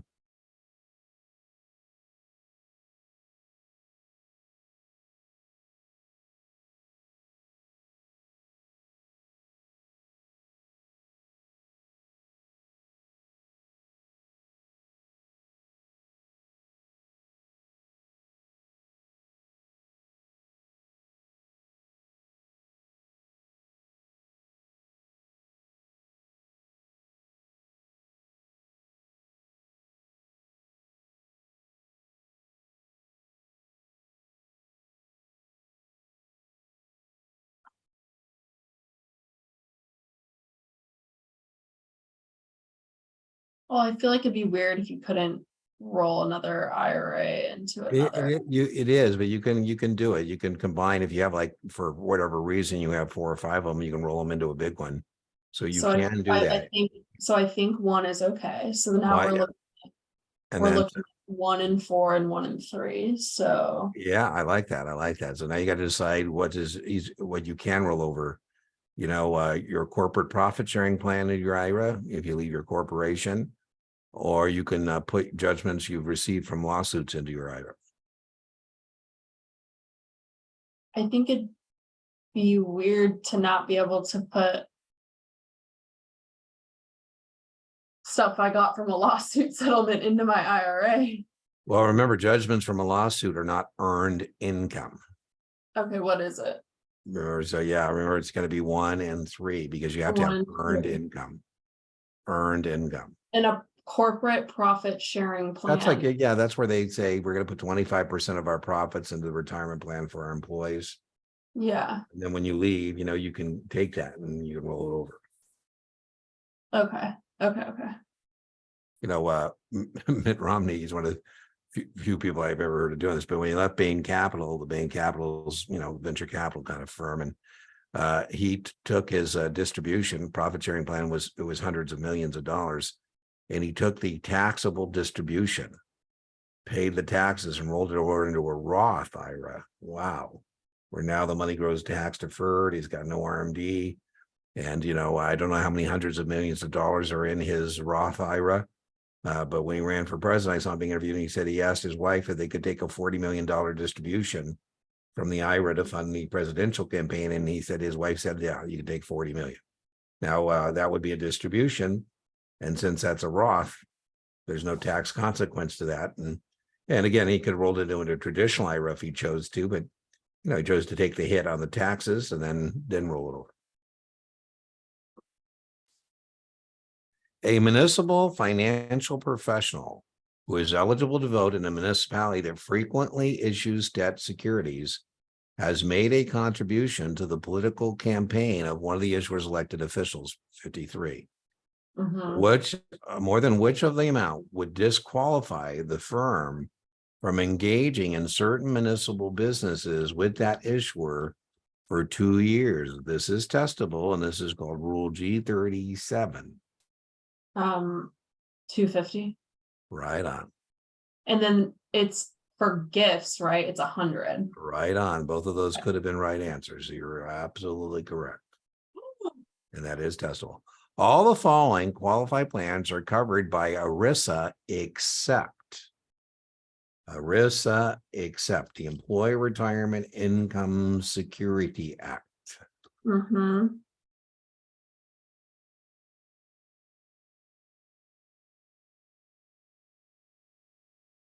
Well, I have a 401k and I know that applies. Yeah, that's true. That's true. And remember, so your 401k is through whom? Is it through a private corporation or is it through a municipality? It's through a private corporation. Yeah. So that means that private sector plans are also ERISA covered. That's right. Right. And profit sharing plans are again, profit sharing plans are from corporations. Yeah, so that means public sector Yeah, the plans. municipalities are allowed to make all kinds of promises to their employees and not have to put aside money. So, I don't know many employers anymore that pass out defined benefit pension plans, but public sector plans are typical of this. I say you're going to get a percentage of your base pay and healthcare for the rest of your life. If you're a corporation, you have to set aside the money. So remember, munis are exempt from everything, 33, ERISA, they don't have to comply with any of this stuff. The Mhm. terminology guaranteed full faith and credit is most applicable to. I kind of like this question. It's kind of a funky one, but I think we could apply process of elimination for this to this one. Well, I know full faith and credit within government, so. Yeah, I like that. So that means you're going to say it's either A or D based on your logic, which is good. Mm-hmm. So now you guys distinguish between A and D and which Well, answer is better. me, when interest has been set alone, it's interest in regards to tax reasons, but for full faith and credit, I feel like it's interest in principal. Right on. They guarantee both, right? Yeah, Excellent. I love how you went about that. and interest only. By the is way, kind you could have made an argument if this said a GO bond, but it said revenue. You should definitely know revenue bonds are not full faith and credit. yeah, and interest only is taxable. That's right. Different question. Federally. Different question, right? This isn't about taxes, but you're correct. But so interest only on a US government issued That's right. bond is taxed federally. That's exactly right. Okay. Not locally. All the following statements regarding 529 plans are true, except all the following are true, except. We talked about this. Yeah, I think you're going to get this right because I think we did talk about it. And I We think talked about it because I got the deductible thing messed up. yeah, that's it. And this is kind of that same kind of question again. And so money that I put into my 529 savings plan, the point is that I'm putting in post-tax dollars. So that means the except makes it. That one. Yeah, excellent. Index options differ from equity options in which of the following ways? In which of the following ways? Oh, this is a really good question. Yeah, you do get tested on the difference between index options and equity options. So how are index options different?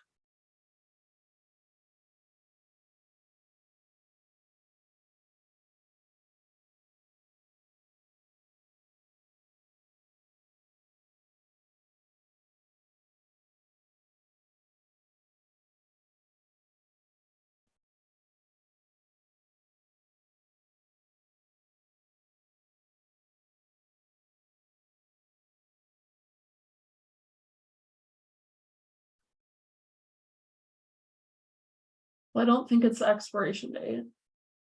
It's not. They expire, that they're the same. Yeah, because when you look at the line, okay.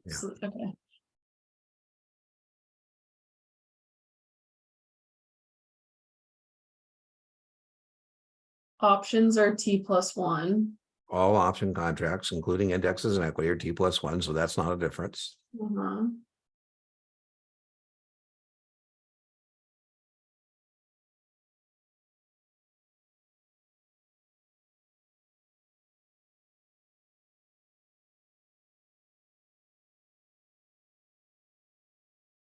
So now I'm torn between B and D. Yes, and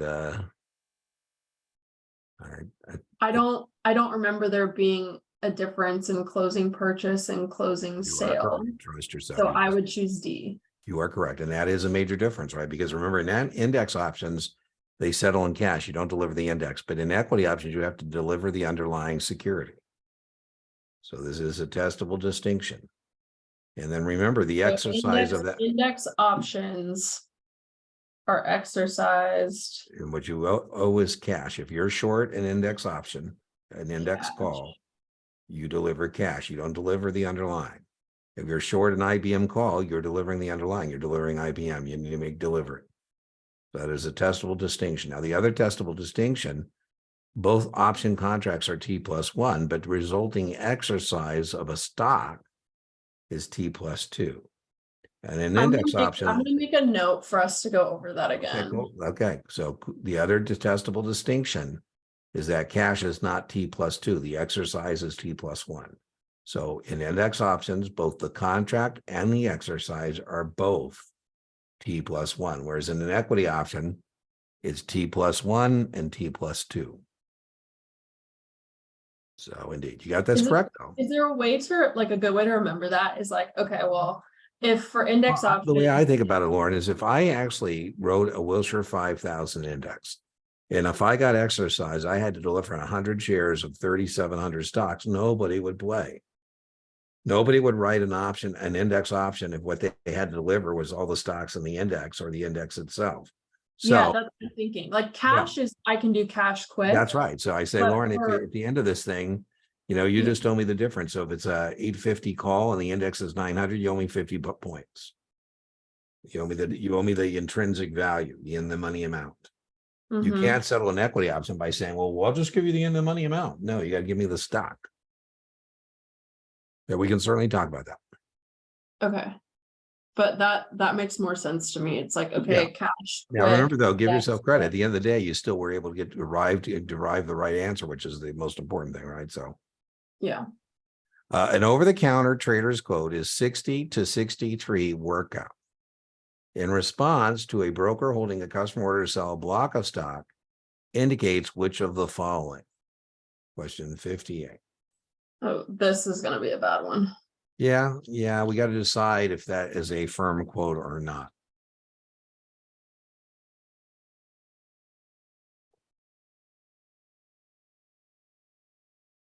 In response to a broker holding a customer order to sell a block of stock indicates which of the following.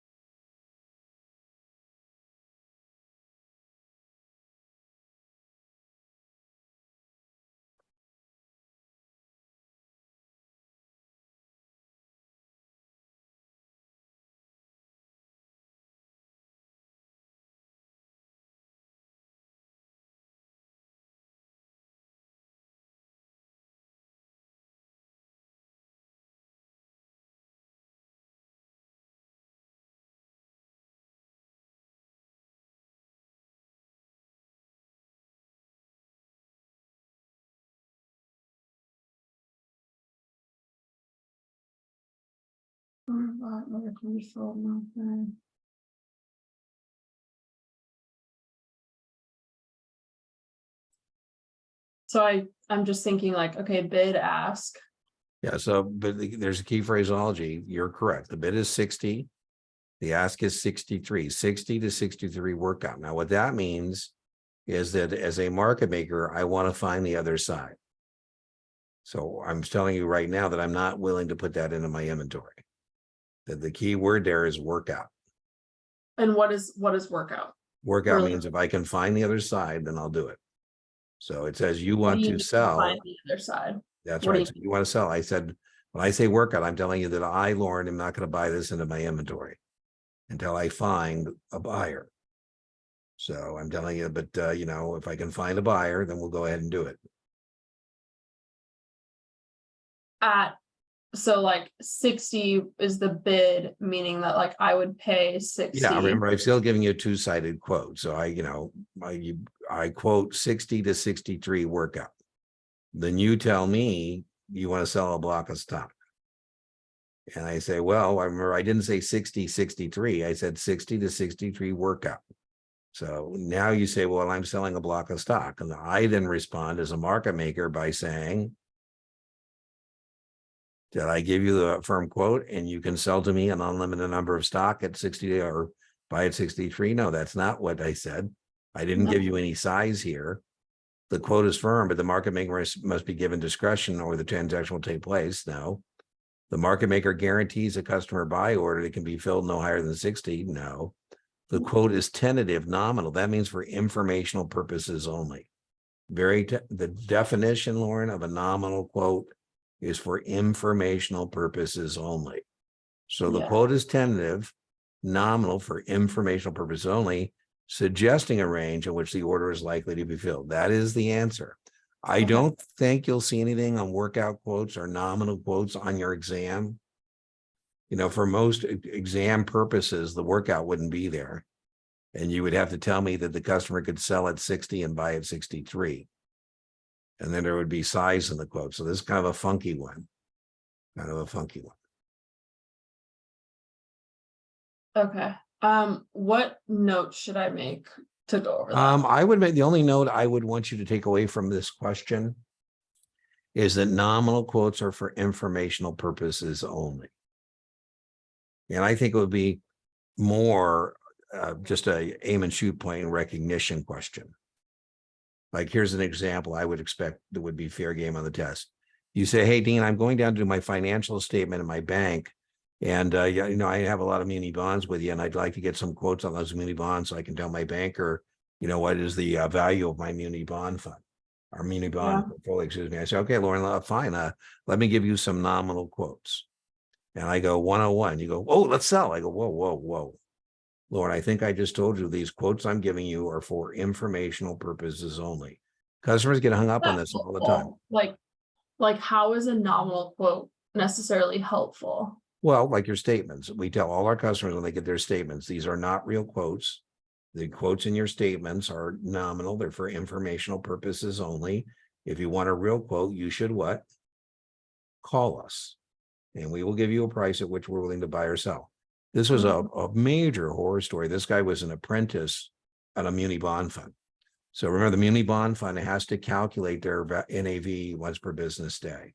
So the guy who's the fund manager, the portfolio manager, says to his intern, hey, Lauren, I want to take Friday off. Do you think you're capable of calling the bond desk and getting some quotes on our municipal bonds and calculating the NAV? And you say, sure, I can do that. I say, all right, now a couple test points here. You're allowed to make contact with the bond desk because if you're an apprentice, there's no test question about this, but MSRB during the apprenticeship period, I cannot make public contact, but contacting the bond desk is not public contact. So the intern, apprentice guy calls the bond desk and he says, I'd like to get some quotes on our bonds because I need to calculate NAV. And the bond desk responds, here we go, by saying, okay, let me give you some nominal quotes. He goes, oh, I've been studying. No. I don't need nominal quotes. I need firm quotes because we have to meet redemption requests. I say, Lauren, do you understand what you're asking me? You're asking me now, each time I give you a quote on these bonds that I sold you, a price at which I'm willing to put them back into my inventory. That's what you're asking me. And this apprentice said, yep, that's what I'm asking. I go, okay, you know, if I were you, I'd call your boss. I think you should check with him. I don't think that's what he has in mind. Okay, so now we go through the quotes. By the way, the difference between the nominal quote and the firm quote was 30%. Yeah. You know what that means? That means the NAV on Monday is going to be 30% less. And guess what everybody does when they see that? They start redeeming. And the guy who comes back Monday, he goes, what the hell happened? You know, so nominal just means for informational purposes only. Okay. You know, again, in your business, right? I'm trying to take a mark on maybe some fund I'm involved in. And I say, hey, I need a mark. And you say, well, what do you need the mark for? I said, I just need it for informational purposes. You go, okay, cool. That's a different number than, like, you know, selling your interest to someone else at a real price. Which of the following is the computation for the coverage ratio of a municipal bond issue? Now, I'm not going to ask you to calculate debt service. I'm not even going to ask you this, but you should definitely know this goes with a muni.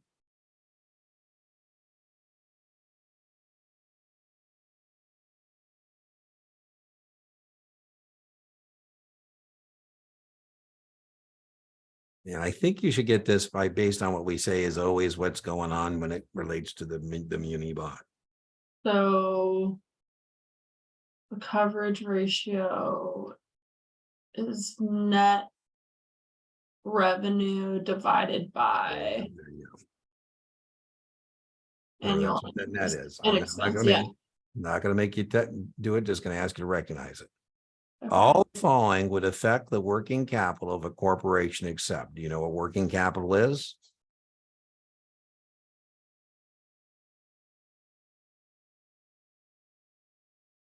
Current assets minus current liabilities. Liabilities. Yeah, I knew that. I did know that. All right, so all the following would affect working capital except, so one of these things does not affect working capital.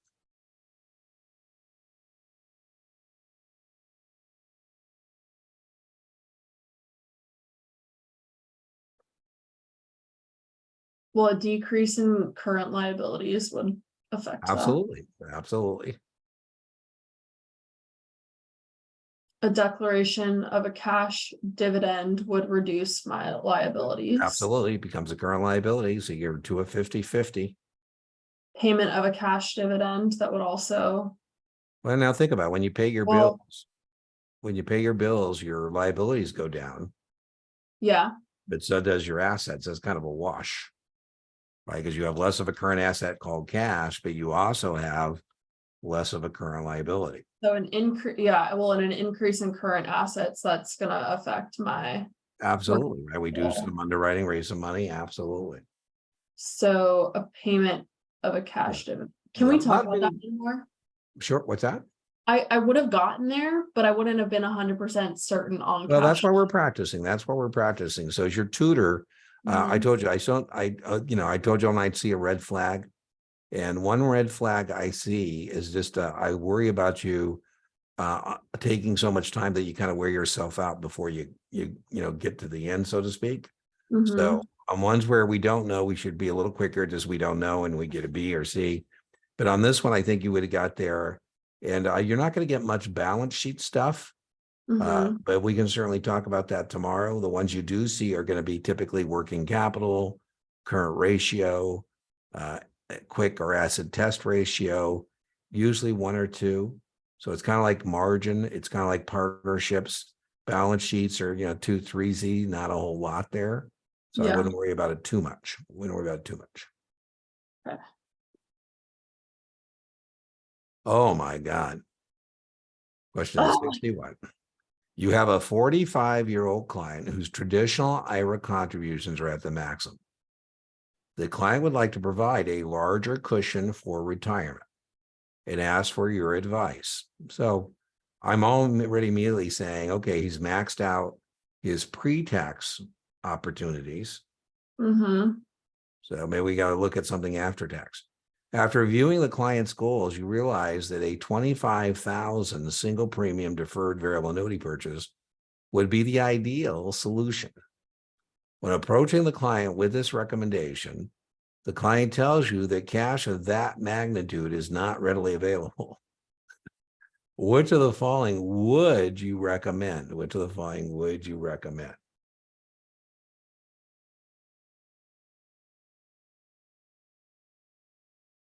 Kind of interesting.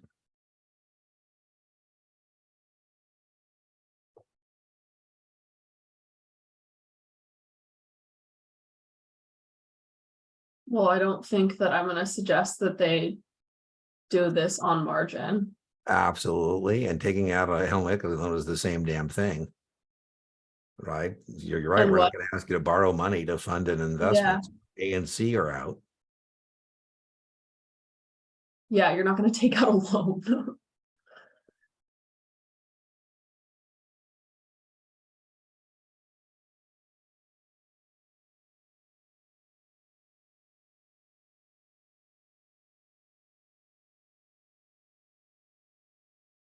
I think it's D.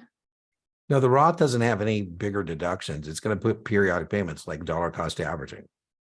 Right? I say, hey, just give me X number of dollars each month, and we'll start funding that variable annuity. So it's a periodic payment plan where we put up 500 a month or 1,000. There, you don't get the double amount in a Roth. The Roth and the regular IRA are the same. Okay.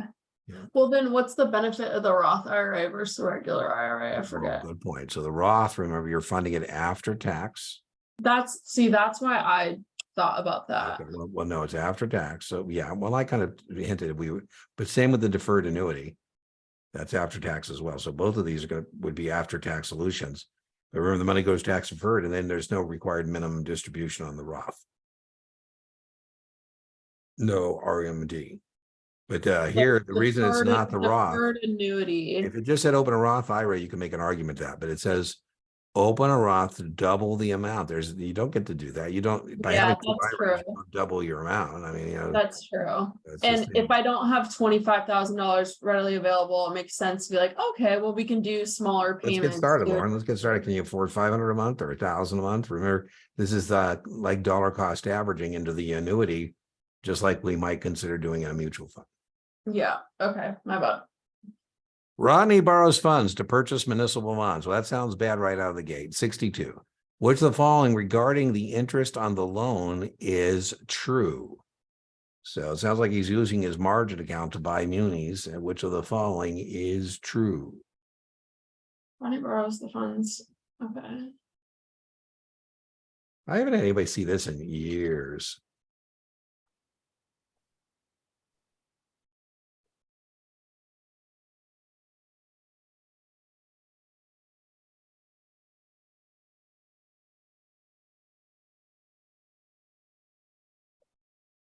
I would guess C.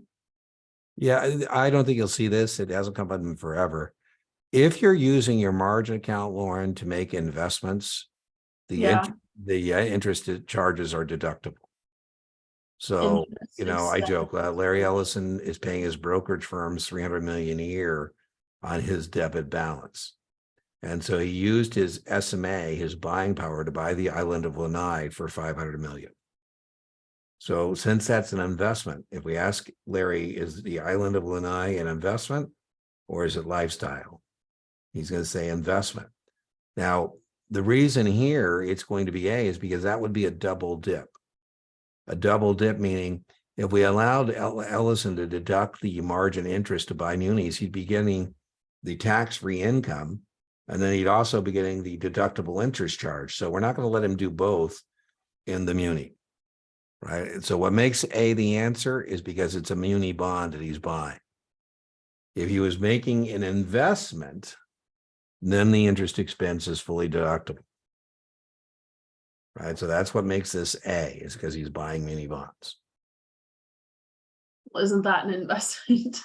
Well, but it's a tax-free investment. So we're not going to give you two tax advantages in one investment.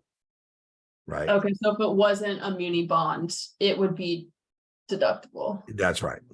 That's right. Okay. When Larry lost, people give him grief about his margin account. It became public because of a lawsuit. And people were kind of shocked about, how big his debit balance was. Now, when he was being interviewed, he said, I don't know why people are so interested in what I owe my brokerage firm. He said, I have $150 billion in collateral. I own 42% of Oracle. And so, that's what I'm pledging as the collateral for these loans. And then I love what he said, I might want to buy the Lakers someday. I say, Jeannie Buss, make note to self. If she wants to sell the Lakers, call Larry. And Larry, again, he's going to call his broker, say, can I borrow a couple $2 billion to buy the Lakers? There, say, we love you, Larry. Yes.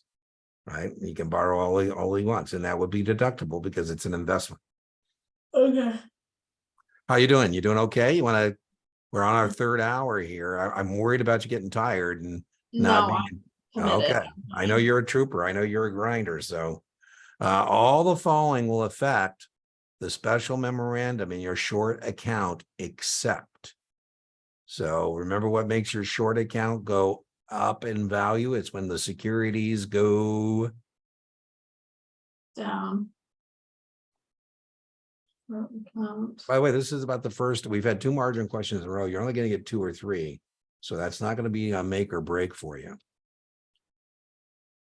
All the following will affect special memorandum.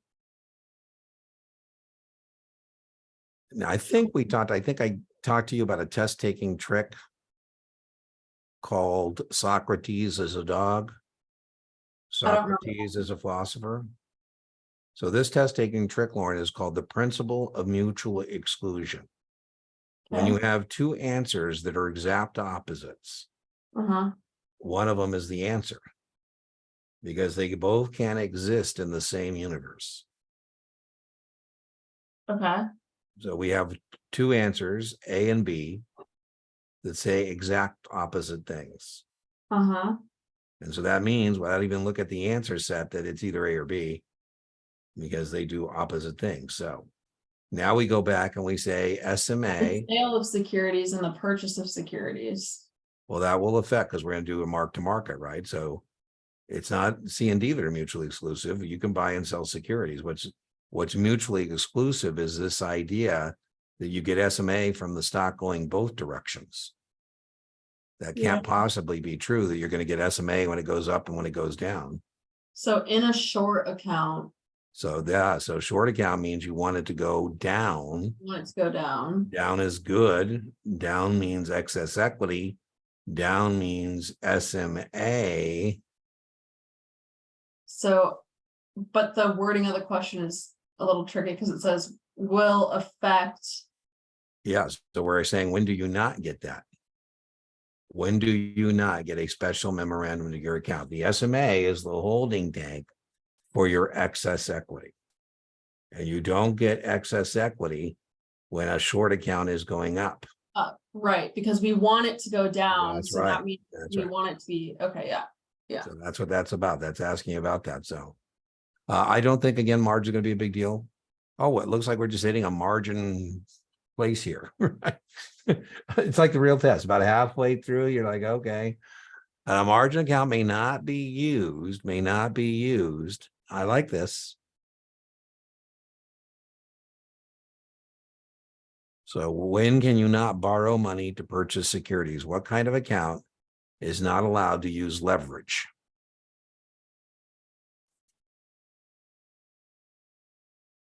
I don't know why anyone would ever do that for retirement. That's exactly right. Remember, the other one would be an UPMA account. We don't leverage Yeah, up. for a child. Yeah, that's right. But I leveraged up, didn't quite work out. You got a maintenance call. All the following would be considered when evaluating a municipal revenue bond creditworthiness, except.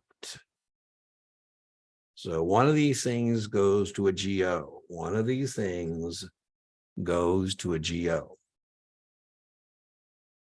Well,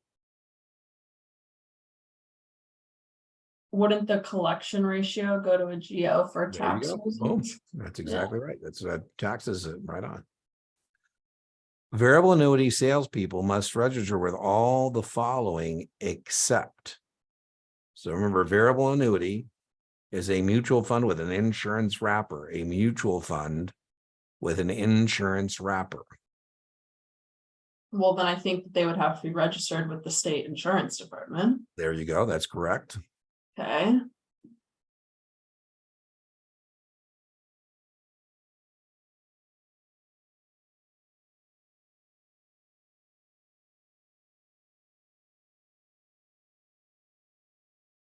The banking commission? Right on. Good job. I wish you just get rid of that little lisp in your voice, like you're not sure. Let's pretend we know for sure I'm that like, I that is don't the even know answer. what that is. Like, what is the state banking commission and what does that have to do with a variable annuity? It has nothing. You're exactly right. Remember, you're going to have a series 6 or 7. You're going to have to be registered to sell securities, and that means A and C, right? You have to sell Yeah, securities. that's what I'm doing. Exactly. Good news though, you're not selling variable annuity, so you don't have to register with the state insurance department, and you Thank don't have to take a God. life and health exam. So, which of the following statements are true? 67. Which of the following statements are true?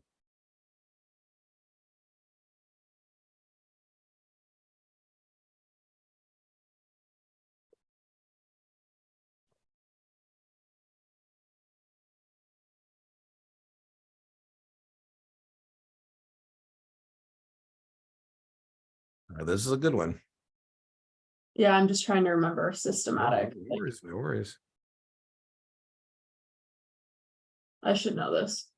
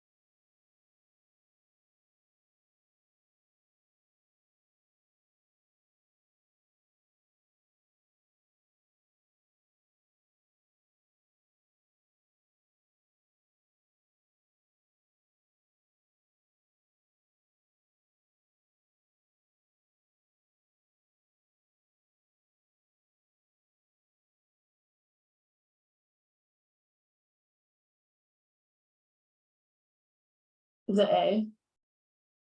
A, 1 and 4. Or You do got to ask backwards. Okay. Okay. So That's remember, systematic yeah. risk, non-systematic risk is also known as selection risk. And we can diversify that away by buying a mutual fund, for example. And when we have a diversified portfolio, we're still subject to systematic risk. And so the answer is 2 and 3. 2 and 3. Systematic risk prevails despite your diversification, right? A mutual fund, for example. 3, you can diversify. So I say, Lauren, one of the things to avoid non-systematic risk or selection risk is to diversify. The easiest way to diversify is in a mutual fund. So number 3 is selection risk. I say, but even in a mutual fund, Lauren, we're still going to be subject to systematic risk, the tendency of securities prices to move together. Now, by the way, as your tutor, I do like, Lauren, when somebody's on the opposite end of the answer, because that's better than if you were, didn't have 1 and 4 and you had like 2 and 4 or something. So Yeah. that's usually a sign you're on the backside, and that's more easily fixed than if somebody is, missing it a different way every time they encounter it, Yeah. I won't forget this now. Yeah. What's that other one the other day? You won't forget. I think you got it down and you never missed it again. So we'll see if we run it into it again at some point. We bump into it. All the following are redeemable securities except. Okay. So mutual funds are redeemable. Right on.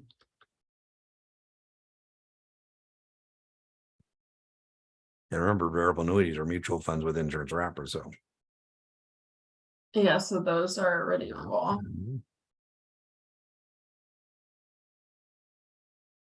I think it's C. You are correct.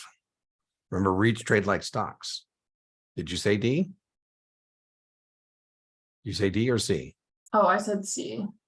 Unit investment trusts are a fixed portfolio, and as the securities bonds mature, it gets passed through to you. Yeah. UITs are redeemable. Oh, they are. REITs are not. REITs, remember, trade like stocks. REITs trade like stocks. But even when you say that, that doesn't make me remember it. Oh, I don't know. Maybe we just use a real one. So, Boston Properties is a REIT, BXP. It trades on the New York Stock Exchange. They own commercial real estate in San Francisco. They own the Embarcadero, probably not a good thing right now. They own office buildings in Boston, and they own office buildings in New York. And that is a real estate investment trust. So I own a liquid real estate REIT, right? Because if I don't like good news, I don't own it anymore. I sold it. But if I did, that's how I get out of it, right? It's not redeemable. I just sell it to someone else for more than or less than I originally paid. Right. So REITs are like stocks. Got it. They are like a mutual fund in this regard. Remember, though, we get professional management, we get diversification, we get ease of ownership.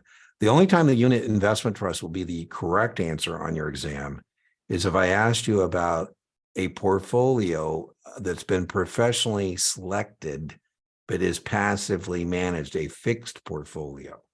So UITs have a fixed portfolio of securities that have been professionally selected, usually bonds. And as those securities mature or redeemed, it gets passed through to you. Now, by the way, that means, again, there's no manager buying and selling securities. So these typically would have a lower expense structure than an open-end fund. Yeah. All the following have an impact on the marketability of a block of municipal bonds, except.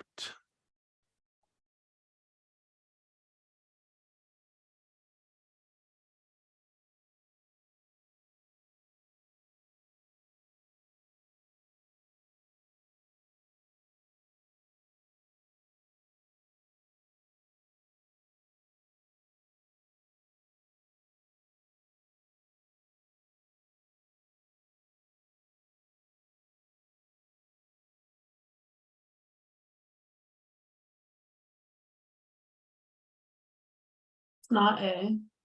That's correct, not A.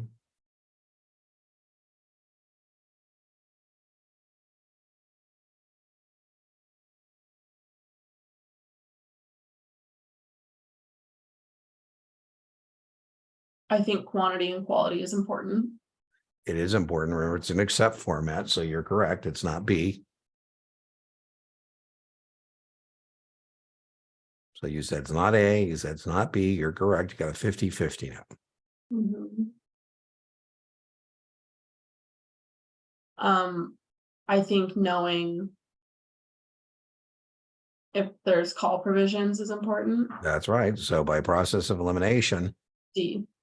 yeah, remember the day to date is just when it pays interest. Who cares, right?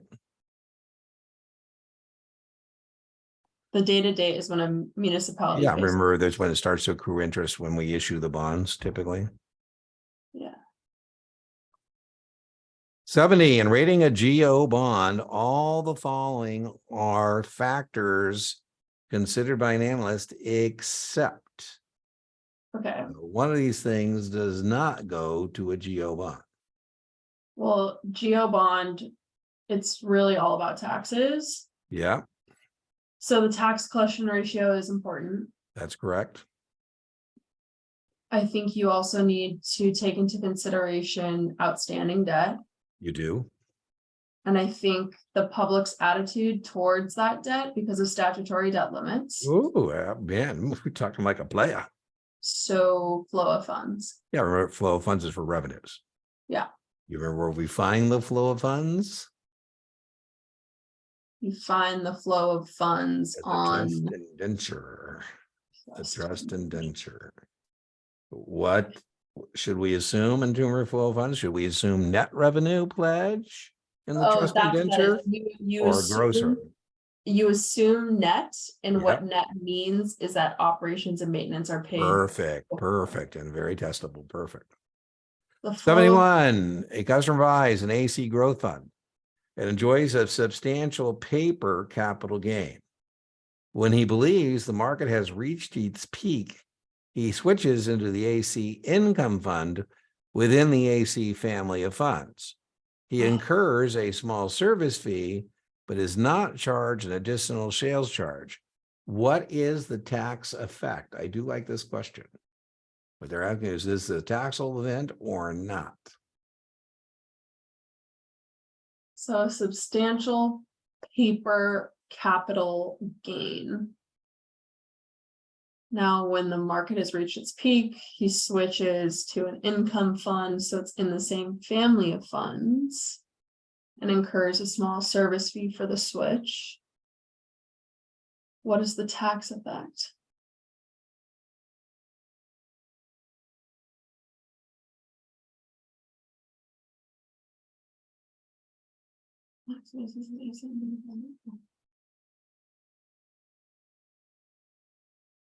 Well, I don't think it's tax-free. You know, yeah, remember, that's absolutely right.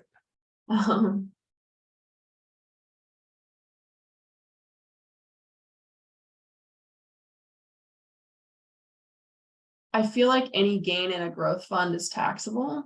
I like it. You are correct. Because That's the one I would have picked. Wait, listen, what I'm doing as your tutor is just when you say it out loud and there's an answer that matches, I'm clicking it. Because that's what I want you to do, right? When you just said that answer, you said, I think any gain is taxable, boom. So I want you to kind of work on that first flash response being your best response. And Is that specific to growth funds or no, is that- any fund. What we're testing on here is that going from fund A to fund B is a taxable event. Doesn't matter what kind of fund. If you're in a fund family and you go from fund A to fund B, we're going to treat fund A's redemption as the sale, and then whatever you get in the next one, that's going to be it, right? But then this also like makes me think of like the 1035 exchange. 1030, I would find it very unlikely you're going to see anything on a 1035 exchange. That'd be very low probability. You will see this way more often than you're going to see a 1035. Okay, but the 1035 exchange allows me to get the same exact plan from someone else. Yeah, but remember, that's about annuities. It's not really about straight. Yeah. Right? Okay. Oh my God. Your firm has just assigned you a new client. So you wanting to do the best job you can, you review the current investment holdings of the client. Included are the following mutual fund accounts. So he has 50,000 in Class B shares of the Stu Growth Fund. He has 25,000 in Class A shares of the Stu International Fund. He has 15,000 in Class A of the 2UV Utility Fund. STU and TUV offer rights of accumulation and breakpoints at 25, 50, 100,000. If your client wishes to invest $20,000 in Class A shares of TUV Technology Fund, the sales charge would be, wow, a lot of stuff going on in this question. Well, rights of accumulation and breakpoints. Breakpoints only apply to the Class A shares. There's a breakpoint at 50 grand. So if the client wishes to invest an additional $20,000 into TUV, Yeah, so how much do I have invested in Class A shares? I have 40K. that, well, you have, Well, I remember, have 40 initially, and then I want to invest another 20. well, hold on, go slow down a little bit. So Why? it says your client wishes to invest in Class A of 2UV. So if we go back and look at his portfolio, he has 15,000 into UV. The other is a different fund family. Yeah, okay, He's so got then, 15, and now he's going to give us another 20. So now they're saying the sales charge would be based on. So does he qualify for a reduced sales charge if he has 15 already and gives us another 20? yeah, it would be based off of the 25K. Yeah, there you go. breakpoint. There you go. Boom. So the key here is to know that the difference in fund, like if it has to be accumulated in the same fund. That's family. right. That's right. It's called, this is a rights of accumulation. And remember, when you do cross the break line on that and all subsequent investments, you'll get the reduced sales charge. He's not getting anything back on what he paid for the 15,000 he already put in there. But on Yeah, that it 20, doesn't- he gets that reduced sales charge. Right, and it doesn't matter about the STU fund. Yeah, that's right. It had nothing to do with answering the question. Okay, so then, wait, okay, so the breakpoint only applies to the new 20 grand, That's right. but it allows him, like the previous 15K allows him to have that, okay. I That's get it. right. That's exactly right.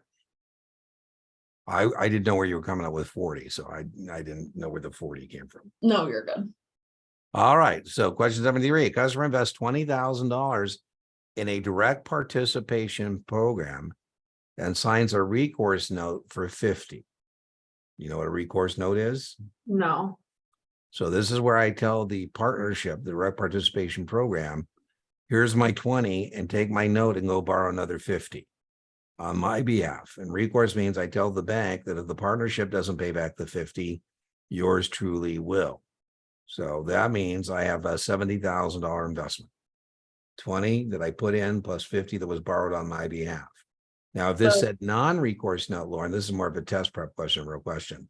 But non-recourse, same thing, except now I tell the bank that if the partnership can't pay back the borrowed funds, you have no recourse to me. So if this said NON, my cost basis is 20 grand, not 70. So my cost basis here is $70,000. so in non-recourse, if a partnership, what? In non-recourse, it means the partnership can't pay back the borrowed funds. The bank can't come back at me. There's no stickiness just to me personally. If I as recourse, that means if it doesn't work out, the partnership, what we're hoping is the investment will make enough to pay the loans. And I'm saying if the loans aren't good, the bank can get it from me. Right? Joe Lacob didn't offer me the opportunity to invest in the Warriors. It's a partnership. I sat on the floor for many years until I, came out to Las Vegas. But let's say that Joe says, hey, Dean, I'm forming a partnership. We need 20 partners to come up with 20 million. And you want to be an LP in the Warriors. And I say, yeah, I certainly do. Here's my 5 million. And here's a recourse note for 15. That means the Warriors are going to go borrow 15 million on my behalf. And if it doesn't work out, the bank can come to me. Yeah, I'll pay the 15. Got it.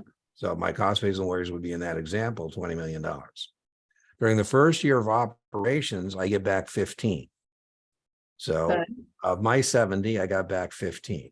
Years in, the customer receives a K1 reporting his share of losses of 75,000. How much of the loss can the customer deduct? So let's see, of my 70, I got back 15. So 70 minus 15, right? Because what that does is reduce my cost base. In partnership, you get your money back first. So that means I'm now at risk for 55,000. You see how I did that? I took the 70 I invested, Yeah. got 15 back. So now it says we lost 75. And so how much can Dean deduct? Well, I can't deduct more than I put in. So all I can take as my loss is that 55,000. I think this is more, Lauren, of a test prep vendor question than an actual question on the Series 7. As I told you, all test prep vendors, Kaplan, STC, Past Perfect, it doesn't matter, all go overboard on margin and partnerships. I think because of legacy questions. Yeah, I know you're are glad you're not taking this, but the Series 7 used to be 2 3-hour sessions of 250 questions. Oh my God. Yeah. And when it was, they were about 10 or 12 partnership questions. But now, since they changed that over years ago, but nobody wants to delete questions, right? Nobody wants to hit the delete key on some of these old questions. So this would have been one that was on there, but like not count. yeah, well, I doubt you'll see. I kind of get it because no test prep vendor wants to say they have less questions by cleaning up their Q bank. So Yeah, I understand. Okay. but the Investment Company Act of 1940 has certain requirements for directors of the board, the members of the board. So we want to make sure there's some board members who represent the public. And if it comes time to rip off the shareholders, they say, no, I don't think we should do that. So how are the board members elected? They're elected by a vote of management. Well, I just told you the point is to have somebody who's representing the public. So we shouldn't it should be definitely know elected that by ain't true. Right? elected by a vote of shareholders? There you go. Boom. Which of the following bonds may be secured by a lease back agreement? A lease back agreement.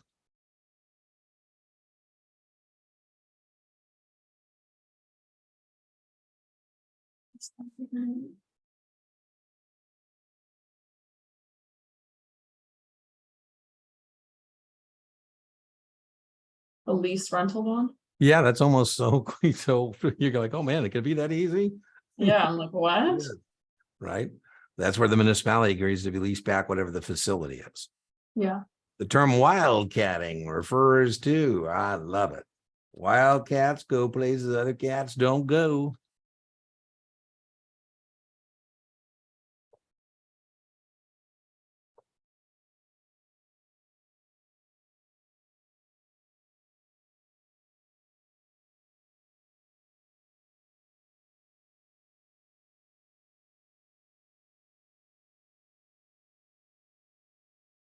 Isn't it D?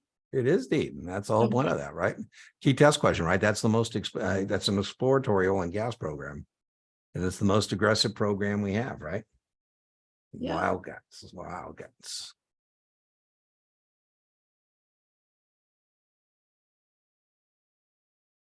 An investor owns 10 ABC 6s of 2045.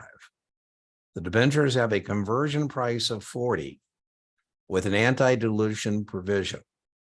So what that means in English is we have to adjust the conversion price for stock dividends and splits. After ABC distributes a 20% stock dividend, the investor's position would be. Hold on. So the conversion price, which means that the conversion ratio.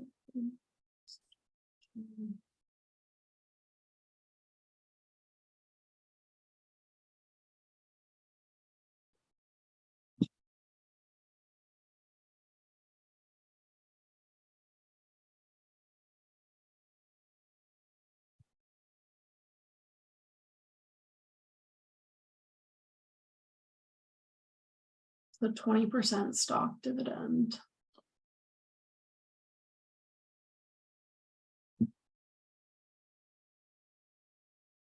I always think the key on these is more shares at a lower price. Yeah. Yeah. More shares at a lower price. Mm-hmm. Almost always, there's only going to be one answer that has more shares at a lower price.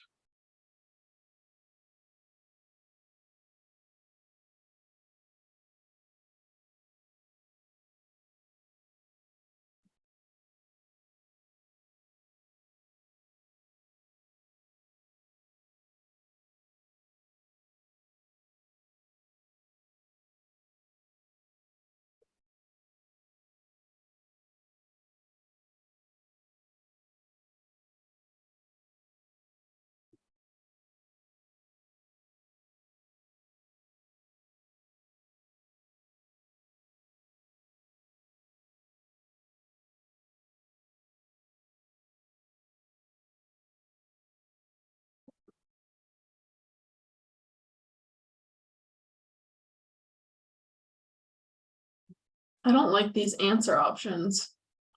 Okay, well, let's just go through it slowly.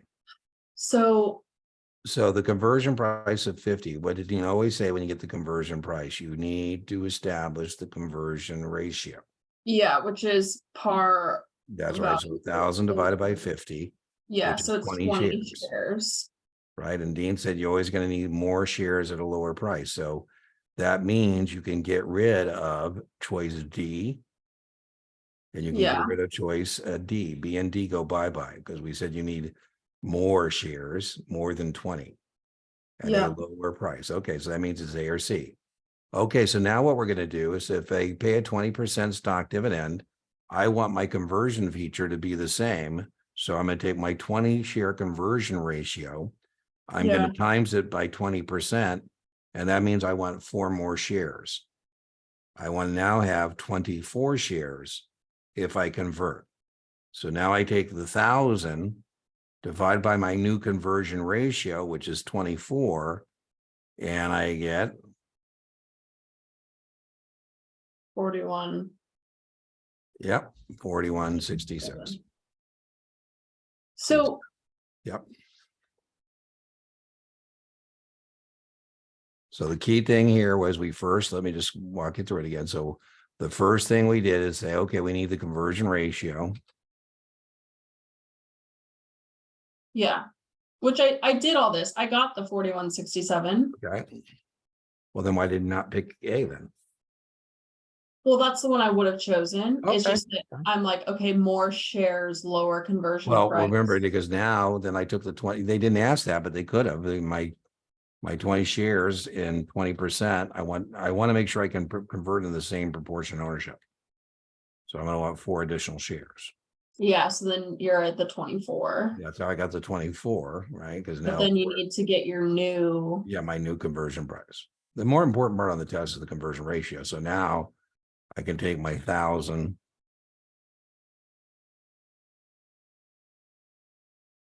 But by the way, I said it will always be more than 20. So that means B or D has to go poof. And we don't adjust how many bonds you have. Probably an easier way to do it was just to, look at it and see if there's some hack available to us. What I mean by hack is sometimes, I get upset with myself when I have what looks like a very complicated question. And then after I'm done, I kind of look at it again and go, oh man, I probably could have done that in an easier way. But it is what it is, right? Yeah. Oh, that's not 46, it's 41, my bad. Okay, 78. A customer with moderate income from a secure job is in a 28% tax bracket. She has a small diversified portfolio and has 10,000 she'd like to invest in a limited partnership. Wow. Right out of the gate. I'm not sure I like this one.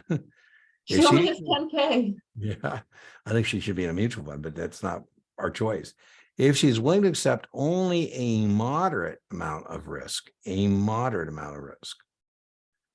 which of the following limited partnerships would be the most appropriate? I guess we could go by saying what would be the least appropriate and attack it backwards, but Well, least like exploratory is absolutely out the window, out of the gate. New Absolutely. construction Yeah, that's sketch.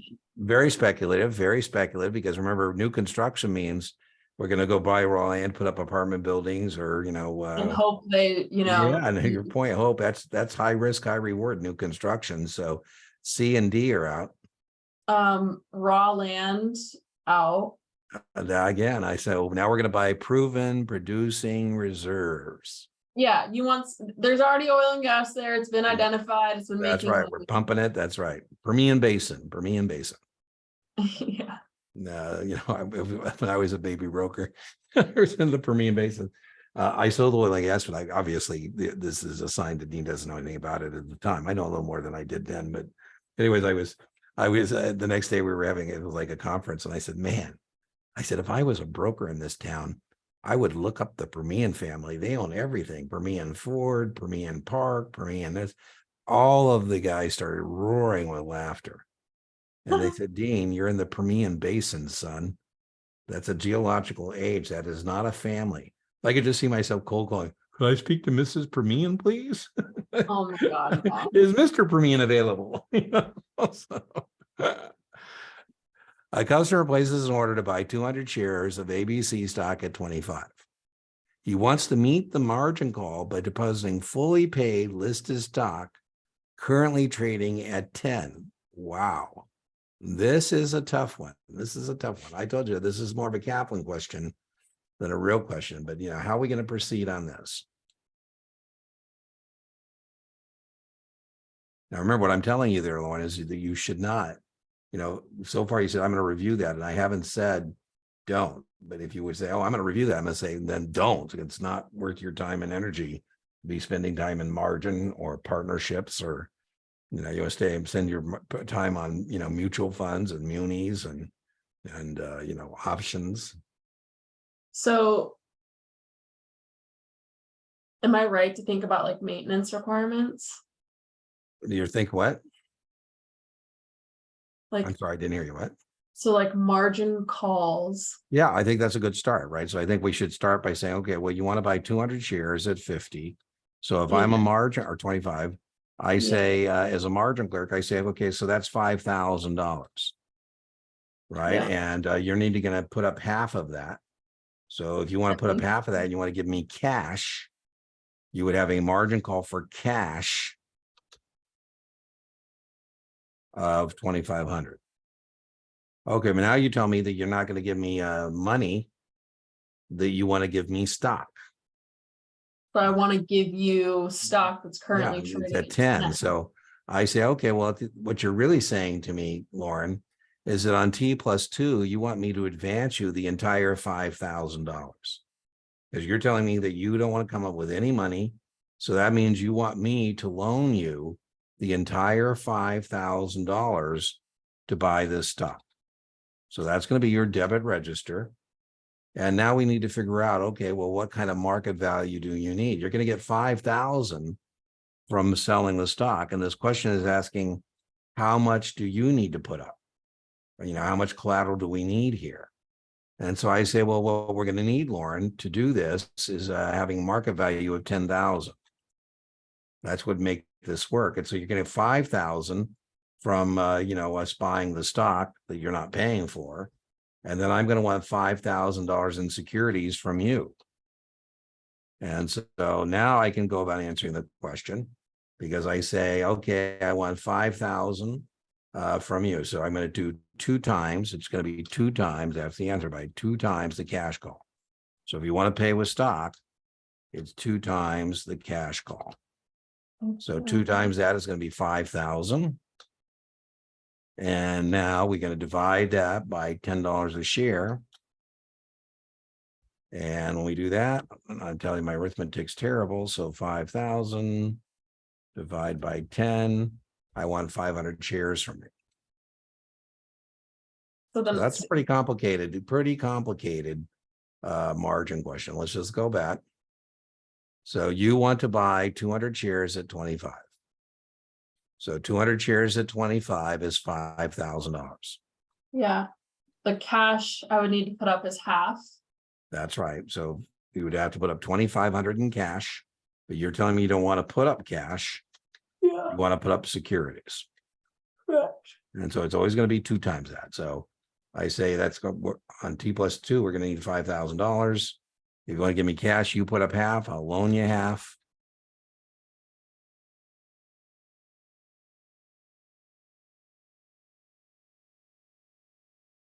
Yeah. 2 times the securities. And again, I don't think this is something you're going to encounter. Usually what you get on margin is just a basic, documentation question, maybe set up, but no mark on a, depending on what you like margin or not, max 3 or 4. I think I read you the debrief from the guy yesterday. Yeah. And I think he said, what, 1 margin question, which is pretty typical. Mm-hmm.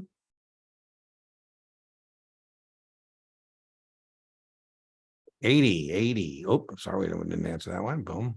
Yeah. Tenants in common provides that a deceased tenant's fractional interest in the account is retained by which of the following customer accounts is very testable. This is very testable.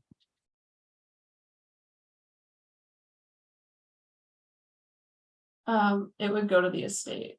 Right on. The Very testable. JT whatever writes the survivorship. Yeah, That's the survivor one. Yeah, that would have been what answer. If this said joint tenants with the rights of survivorship It provides. goes to the surviving There tenant. you go. Very testable. That's right. That's on there. So, which of the following regarding hedge funds are true? Which of the following regarding hedge funds are true?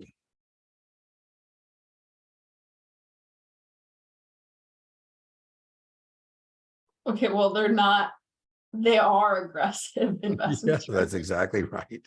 So it's not 2. It is definitely 2 is out. Yeah, so we can eliminate A and D. So it's Right. either 1 and 4 or 1 and 3. Yeah.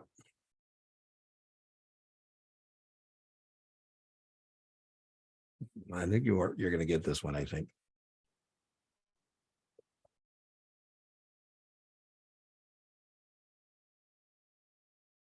I think it's 1 and 3. You are correct, right? You typically 2 and 20. 2%. Yeah, well, I just think hedge funds risk, they can charge higher fees Yeah, because exactly. Absolutely. like the returns are so much That's right. can be so much larger. Stevie Cohen, who has a hedge fund called Point 72, it owns the New York Mets. He's 3 and 30. He wants 3% of the assets under management and 30% of the profits. Oh boy. 82. A customer has a margin account with a market value 20, debited 12. No special memorandum to the account. Reg T is 50. He sells $2,000 worth of stock. The amount released to SMA is so. This is what we call a restricted margin account. It has less than 50% equity in the account. And when you have less than 50% of the equity account, I say, sorry, Lauren, I'm only going to let you have half. You can only have half of your $2,000. You got to leave the other half in the account to pay down the money you owe the brokerage firm. He goes, what's that called? I said, that's called the restriction. And this is, again, something that's more, test prep vendor question than the actual question on the test. But when your account is restricted, you can only have half the proceeds. Are we clear that restricted means you're below 50% equity? If we took 20 minus 12, that's 8. Half of 20 is 10. So anytime you're less than 50, your account is restricted. So if the customer sells $2,000 worth of stock, the amount released. Yeah, I'm going to credit you for the half you didn't get. So I'll say the half, Lauren, that you didn't get, right? Because what you could say is, Dean, I want my entire $2,000, and I would send you half. And he said, well, no, I don't really need the money, Dean. Just pay down the loan. I said, well, that's great, Lauren. So if you'll pay down the loan, I'll credit your SMA for the 1,000 you could have got and chose not to. Okay. Which of the following statements is true? Which of the following statements is true?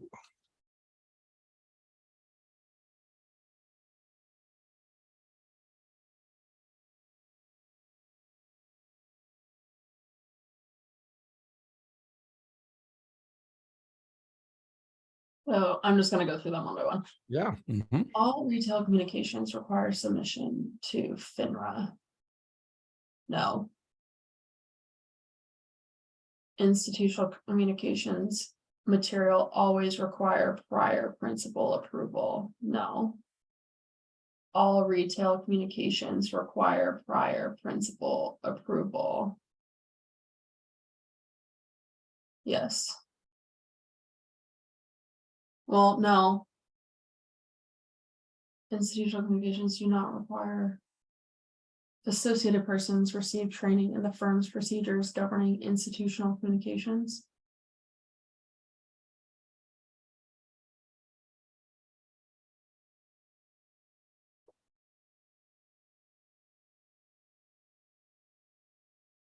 So a correspondence is a retail communication less than 25. Yeah, now be careful here. Yeah, be careful, but yeah, you're right. You're right. But there are certain circumstances in which if I don't make recommendations, I don't have to do that. We can not have a principal approval. So the answer here is D for the institutional, even though most of the times it is C, but there are certain communications that if we already have it pre-filed or the principal's already approved it, then it can be done sent out. So the answer is D. But C is, not so much wrong. It's just there's certain circumstances in which Yeah, that I would said not be the no case. to A, B, and C. D Yeah. would have been my sketch. Yeah, but that's exactly right. Now, a test taking trick, don't use tricks unless all else fails, but a good test taking trick is too long to be wrong. Yeah, Too long to be wrong, but that's a long answer set. The guy likes it a lot. yeah. To reduce a client's exposure to systematic risk in his equity portfolio, you would look to which of the following factors? This one's interesting. Well, measuring risk.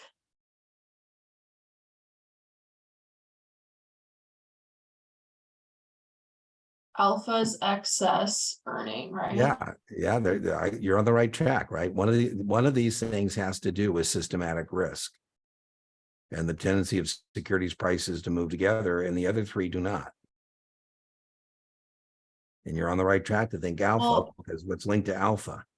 Past performance is not indicative of future results, so I don't think it's history. It's not. It's not. I would guess beta. It's beta, because remember I say, Lauren, I can reduce your systematic risk by having a beta of less than 1. Yeah. I get you like 0.8. The market goes down 10%, you only go down 8%. Yeah, and then alpha is excess. The excess. So you were on the exact right track with that. Okay. Municipal financial professional is.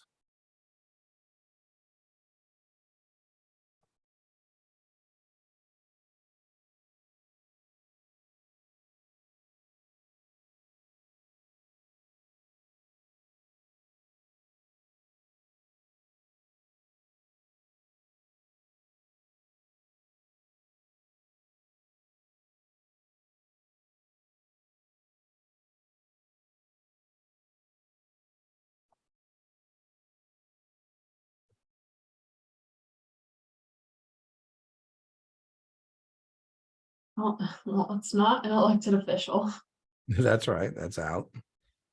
Let's get. They're not employed by a municipality to oversee. That's right. That's out. What'd you say? I'm sorry. You said. It's not. I think it's A. You are correct. You are correct.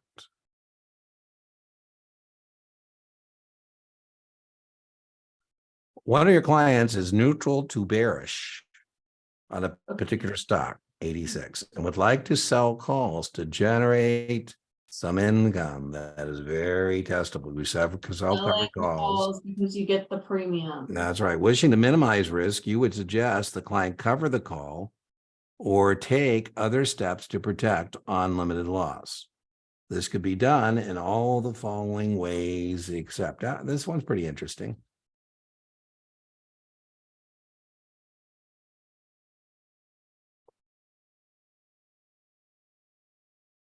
So 3 of these things work and 1 of these things does not.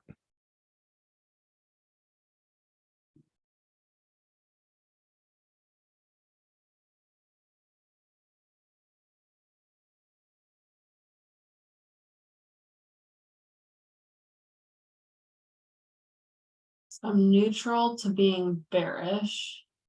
Well, remember, that's from your quadrant. Right, Mhm. so you make money in a short call if the stock goes down Yeah, or doesn't go up enough that you can still buy the stock and deliver and still have a profit. Strike price plus premium. put on the stock and strike price lower than that and call. Pushing a call on the stock and strike price lower than that in the short. Wait.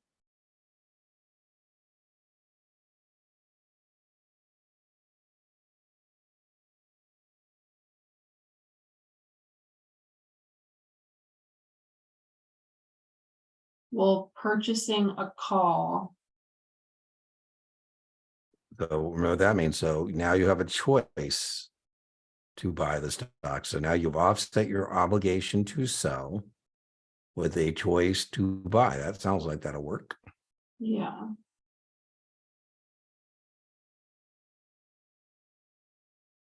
Purchasing a put on that stock. So that means I'm a long put, which is the choice to sell the stock at the strike price. That's exactly right. And does that work? Does your choice to sell offset with an obligation? Choice was your obligation to sell offset with a choice to sell? No. No. So that's the bad one. Yeah. Yeah. The other ones turn it into a covered call or a call spread. I definitely want to review that further with Okay. you. All right. Let's make a note. So I just wrote it down myself. 1295518. How to cover the short call.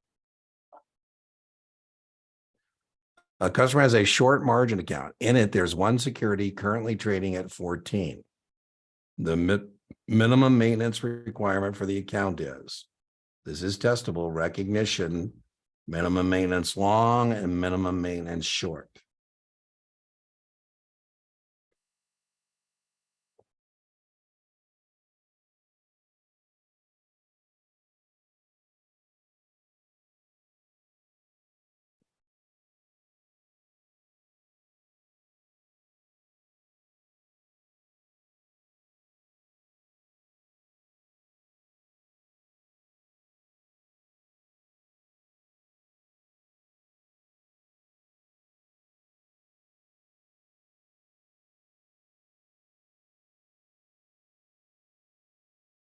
Is it A?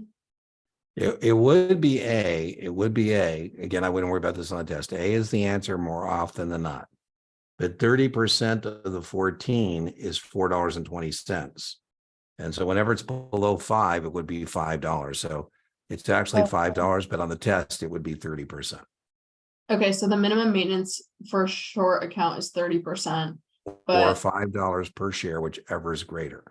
$5 per share, whichever is greater. But for test, it'd then- be 30, 25. And then, yeah, so on a long account, it's 25, right? Yeah, then there is nothing about a $5 stock on that part. 25%, no And then $5. remember, the house requirement can always be more stringent, just can't be more lenient. Say that again. The house requirements can always be more stringent. So the house could be more than 30, could be 35. It could Oh, be 40, whatever the broker dealer wants to do.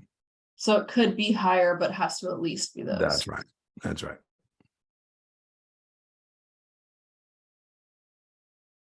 What are the break evens? That's a hint. Break even points. We only have one strategy where we have two break evens. What is the break even points on the following position? Okay, well, I know that it's, hold on. This is a short straddle. That is indeed correct. Yes. Okay, well, to figure out my break evens, Yes.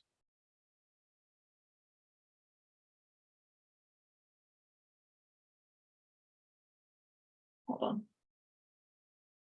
1 second, I need to draw a photo. Yeah, please. Yeah, please do. Take your time because you're pretty good at options, which is great because that's going to be, that's one of your strengths. I don't know if I would call that a strike.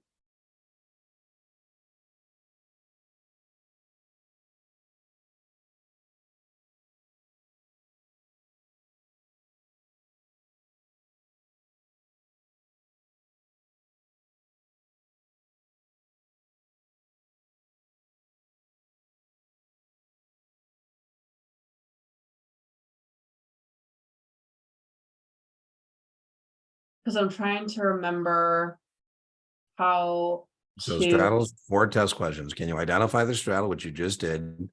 Can you calculate the break evens? Right? So the way you do it is you total the premiums. yeah, you total the premiums. And then you do what? Call up, put down. Call up, put down. Okay, so if we add these together, it's for.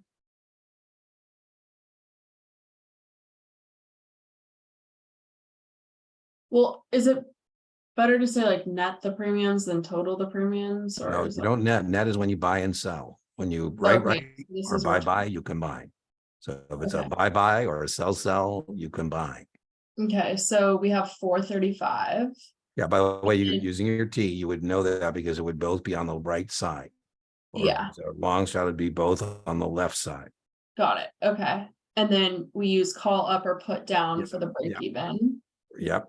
And that's based off of the dominating line, which has Well, the no, high. you're confused. No, you're confusing spreads with straddles. Fuck. This is a straddle. This is a straddle. There's no dominant leg here. This is 30 plus Oh, we have 435. So it's 30 30 minus. plus 435 or Yeah, 30 30 minus minus. Yep. 435. Yep.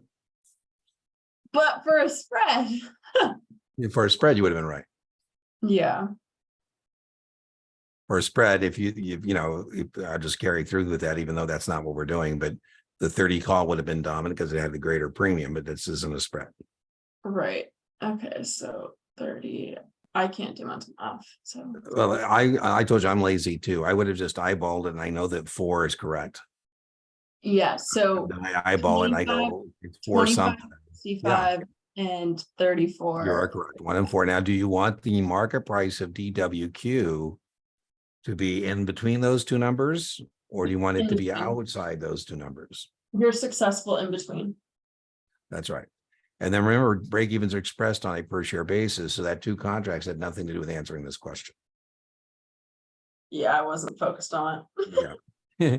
Under MSRB rules, a broker dealer must disclose control relationships.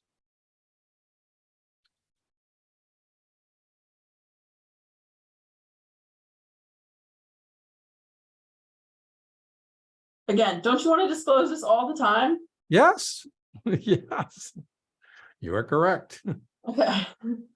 A corporation has an outstanding issue of 8% convertible debentures with a conversion price of 25. The bond indenture contains an anti-dilutive clause guaranteeing the debt holders the right to maintain proportionate equity conversion in the corporation. If the company pays a 10% stock dividend to its common shareholders, how would that affect the debenture holder? So very similar question to the one we had earlier. I think I got this. Hold on.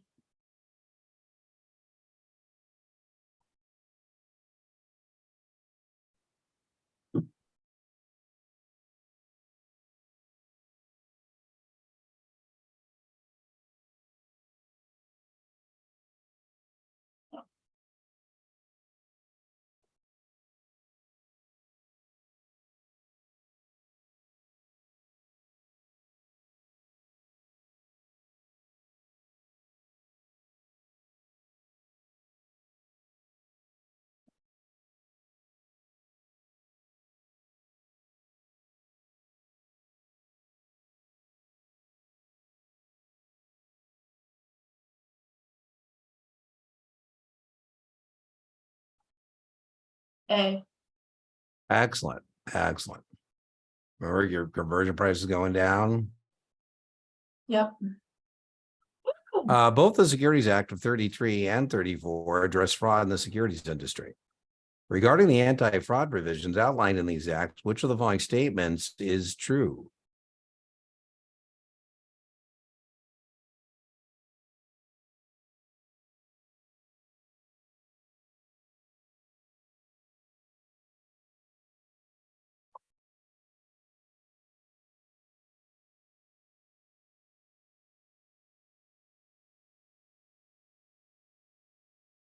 I feel like no one's exempt from anti-fraud. Yeah, come on. Yeah. All those other answers say there's some way I can defraud you if I'm clever, you know. Yeah, like what? Right. Okay. When opening an option account, the customer must be provided with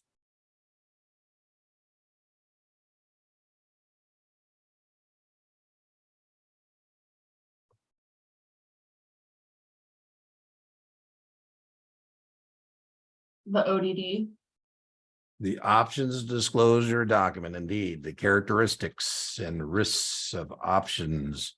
I'm going to go They're back kind and of get your tricky account because approved. options risk disclosure document sounds great, but I just remember it's ODD. Well, that's true. You got it correct. Now, I'm going to go back and see if my manager will approve you. Very testable. I Mhm. call you and I say, hey, good news. I got you approved. How Yeah, many days do you have to get back the option agreement that you read the options disclosure document? You understood it. yeah, How many days? 15. Very good. Very testable. If Yeah. you don't get it back to me in 15 days, what am I going to allow you to do?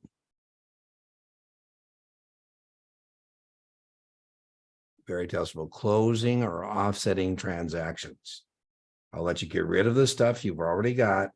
Uh-huh. No new positions until you get that back to me. Okay.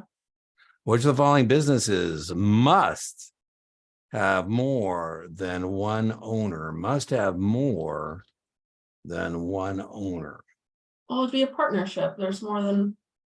Yeah, I mean, yeah, the whole point of this is, boom, there's going to be JP, a general partner. You can have one managing member LLCs. You can have one shareholder in a corporation. Yeah, you're correct.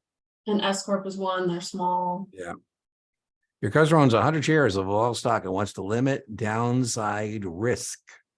You may recommend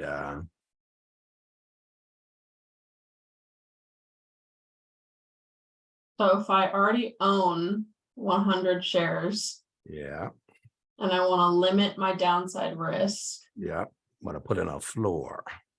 yeah. Well, if I'm already owning the shares, buying more is not going to help me. That's exactly right.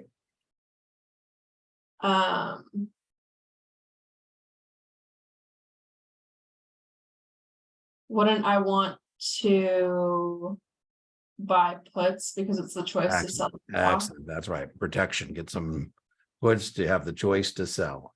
Excellent. Which of the following orders may be used to acquire a security at a specified price or better? A specified price or better. And it says acquire.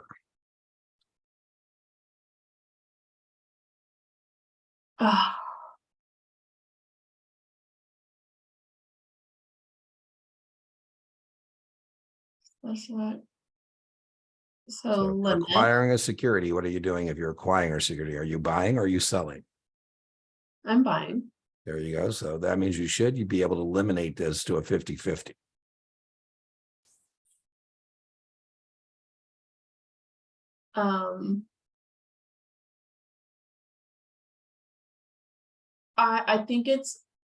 I think it's D for 1 and 2. You are correct. Buy stop limit and buy limit. If the stop gets triggered, then you want it at your price or better. And if you get that, then you say, hey, Dean, look at that, man. I got it at my price or better. Buy limit. I call you up, say, hey, Lauren, your buy limit got executed. You go, woohoo. A company's balance sheet dated December 31st shows retained earnings of 100,000. You can deduce from this information that the company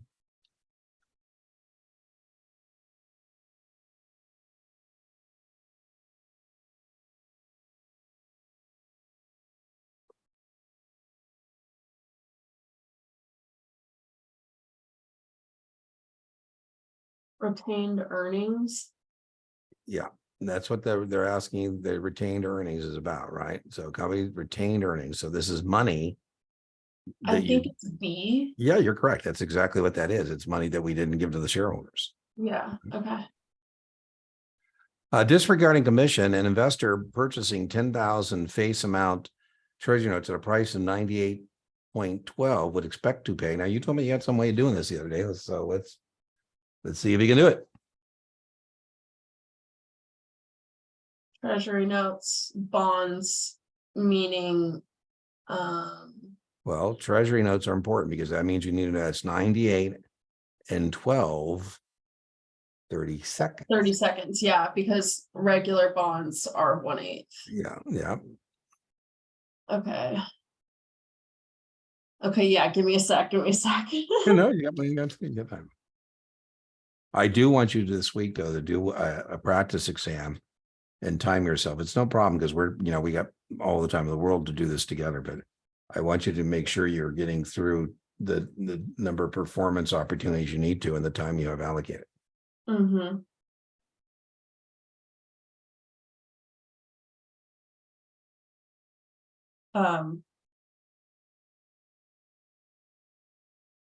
Oh, but I'm purchasing 10,000 of them. That's right. That's correct.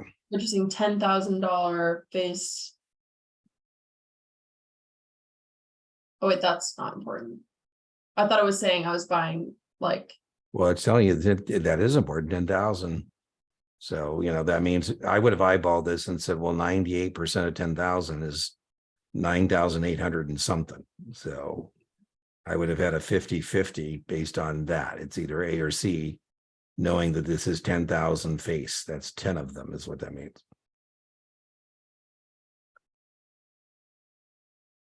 So it's C. You said it's what? C. C as in Charlie? You are Yeah. correct. One of the benefits of adding a sinking fund provision to a municipal bond issue. This is called funded debt. Some bonds have sinking funds. Some bonds do not. Mm-hmm. Well, if it has a sinking fund, that's gonna make it feel safer to me as a buyer. Yeah, I like it. So now you just got to So pick it's the not answer. it's not gonna have a higher coupon, That's correct. but it should receive a higher rating. Oh, I love it. That was perfect. That was perfect. That was perfect. An investor purchased 100 shares of Paradigm Publishing Company on October 17th, 2020. The price was $83 a share. On April 11th, 2021, the investor wrote a PPC 85 call for 3. At expiration date, the PPC stock was selling for 80, and the investor liquidates his stock and closes out the option at intrinsic value. The net tax consequences are, oh my God. So fire up the tea. Fire up the tea. So I'm purchasing 100 shares. The price was 83 per That's share. right. So that's 83 out or 83 in. I bought it, so it's out. You wrote an ABC November 85 call at 3. I keep Money out, money in. Yeah. So plus 3. At expiration, the stock is selling at 80 and you sold the stock. So 80 out or 80 in. 80 in. And it says the intrinsic value. So now we got to know what is the intrinsic value of an 85 call with the stock at 80. So that's the next thing we got to figure out. So what is the intrinsic value? I forget this. Well, remember, is it likely somebody's going to exercise? What is a choice to buy at 85 worth if at expiration the stock is 80? Well, no one's going to want to buy at 85. Yeah, the intrinsic value is 0. Okay. Right? 0. Okay. So now we're back to looking at out versus in, right? That's right. So now we're going to net those. Well, it's 83 out, 83 in. So that means. That means no gain, no loss. Yeah, all that. We made no money. It should be a churning question. Yeah. Registered rep was researching ABC, a technology stock. When looking at a graph of historical prices, the rep noticed the variance in price movement has shrunk. This is an example of, I don't know, this, I doubt this is something you're going to see on your test. You should definitely know like support, resistance, you should definitely know, what kind of orders you would place in relationship to that. I But don't know what that is. yeah, this is called consolidation. I don't think you're gonna need to worry about that on the test. I say it's consolidating. That means it's where, it hasn't broken through its support or resistance line. Odd lot trading theory is just the Wait. outliers are the dumb money, and we should do the opposite. Wait, what's support resistance? Oh, if we have a chart, it's testable. I mean, your technical stuff yet in your studies. So boom, boom, and the head and shoulders pattern. You haven't done this yet in your Oh yeah, the head and shoulders, and then like their yeah. That's inverse. what these charts are, right? Let me just clear this. So you are gonna, what I just said is I wouldn't worry about this as a technical analysis question. What I would worry about is what's called support resistance in a chart. The support is the bottom line, and the resistance is the top line. If we're looking at a chart of Apple, for example, right? And this would be prices going this way in the chart, and time going this way. And then we said there are some charting patterns you're held accountable for. So in Apple, it looks like this: 175, 185. And so I don't want to buy Apple when it's stuck within that trading range. Here's Apple trading. That pattern is a head and shoulders pattern. And test question, head and shoulders is a signal of a reversal. It's not a shampoo used to take in the stock market. And so you should recognize that pattern as a charting pattern.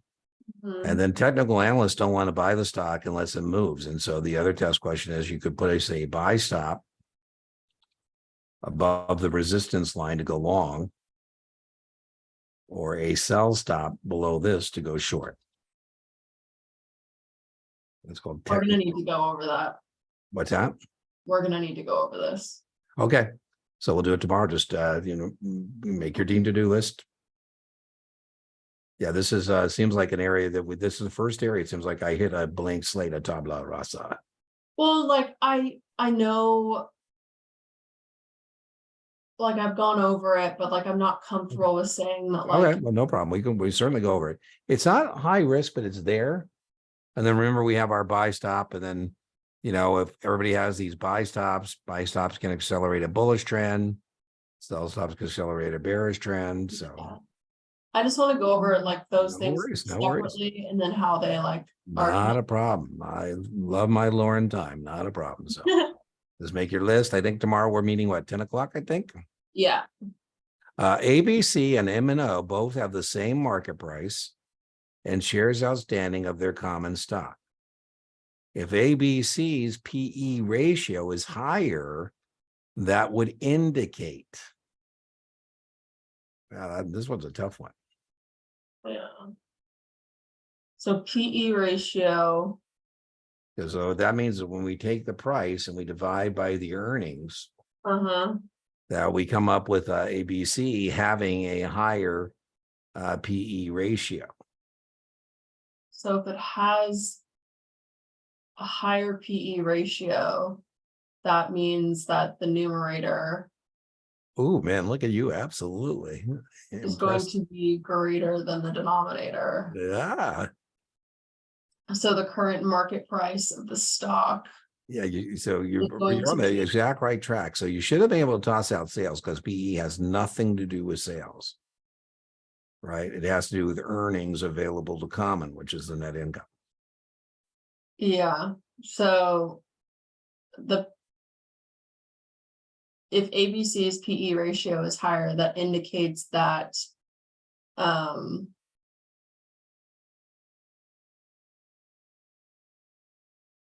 so if their earnings are greater, that means their net income is going to be greater.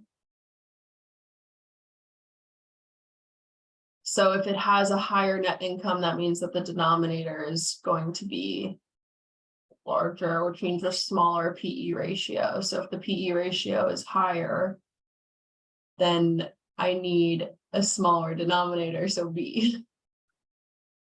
So did you say B? Yeah. That is impressive, Lauren. That is so impressive. That is Sorry, that so was just impressive. like I mean, math. I was wondering if you're going to stick the landing. You start out really strong. Wow, she's a player. And then you started to kind of drift a little bit, and then you came back and We came back. yeah, you stuck it, man. I was wondering if you're going to get back to it. That was pretty awesome.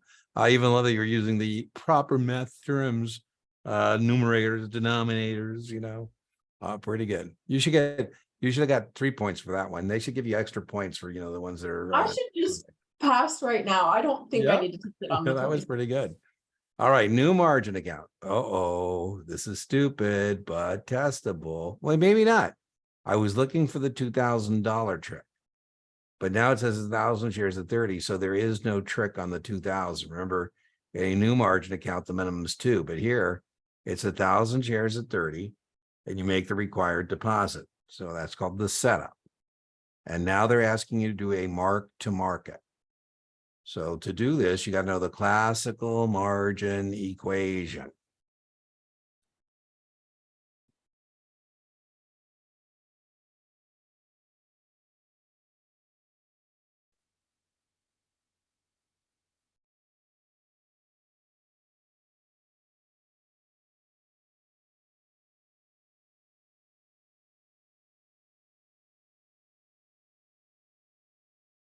So that's what's called my initial setup. Right, because so you did 30 times 1,000. That's right. That's called our initial setup. And what you're looking at there is what's called the classical margin equation. Classical mean we think everybody in the business knows that formula. Mm-hmm. And so now they're asking us to do a mark to market. And so now we're going to mark to market at 25. And so now I say we have 25,000 in long market value. Yeah. You still owe the brokerage firm $15,000. Oh, it's still 15. Yeah, what you owe us doesn't change based on the market value. I think the best analogy is like a house. Market value of the house minus mortgage on the house equals equity in the house, right? So your mortgage doesn't change when the real estate goes up or down. But the value of your house goes down and the mortgage remains the same. Well, that means what would you using? You use those fancy words, denominator, numerators, whatever. Yeah. And so boom, your equity went down. So my equity is now 10. Right on. Now, the good news about that, again, I don't think you're getting enough performance opportunities to really make that worthwhile to become an expert on margin. But the good news about margin is once you get this down, it's like options, you won't miss any. Assuming you can do an initial setup and a mark, you're not going to miss any option questions. Yeah. JB Collingsworth is the CEO and largest single shareholder in Collingsworth Industries. 3 years ago, JB purchased 15,000 shares in the secondary market. So he didn't get that from the issuer. He got it in the secondary market. JB has decided to purchase a vacation home and is going to use the proceeds from the sale of 5,000 of those 15,000 shares as a down payment for the home, with CII selling at $8 a share. So now we need to know which is true of this situation.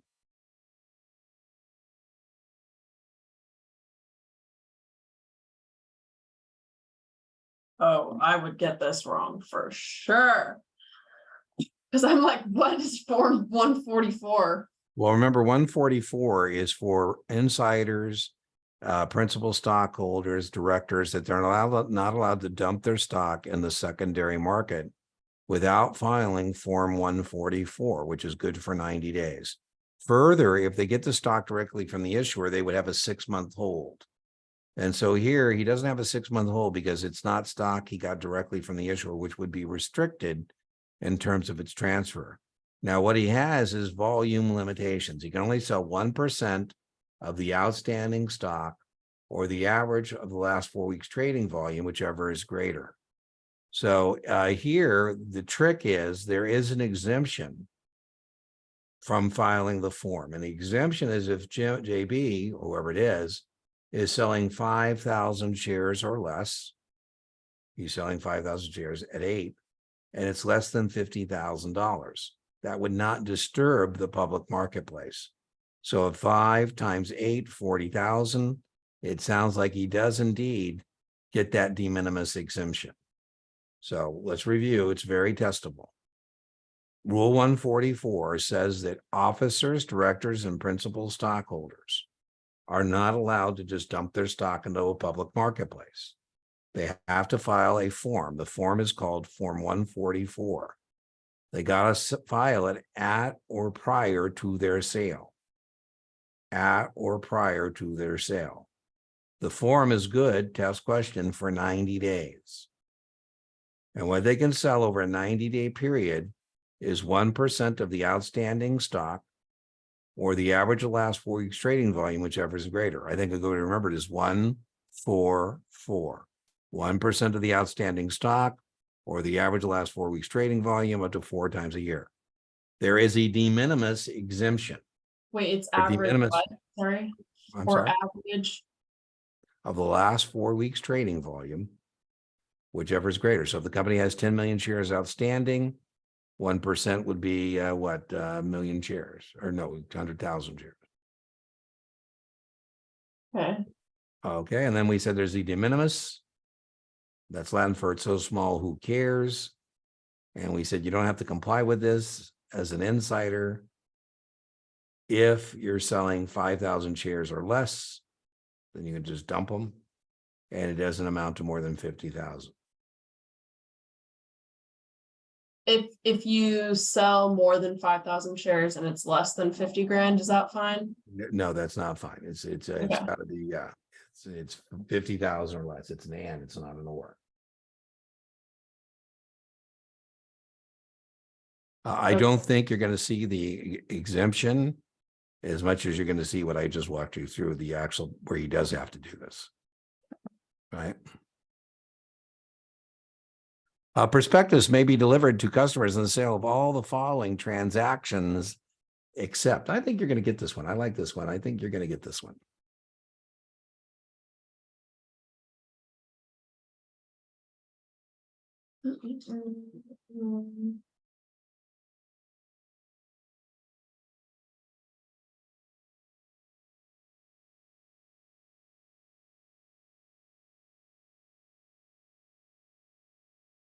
ETFs.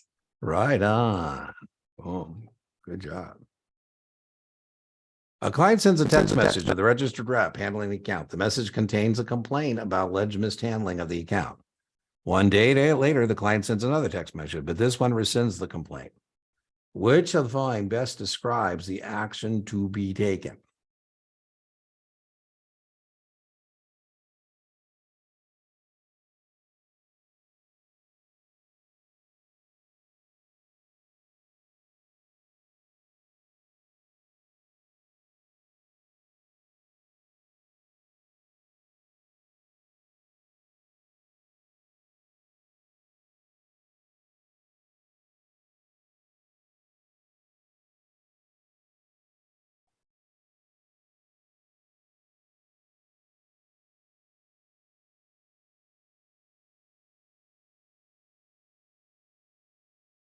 I know that complaints need to be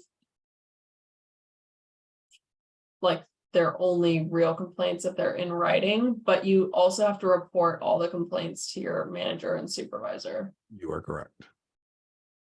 And a text is written form over and over. Regulars say they don't make a distinction between whether it's a text message or an old-fashioned snail mail or email or, and it doesn't change just because the customer said never mind. Yeah. Growth companies have all the following characteristics except. All the following characteristics except.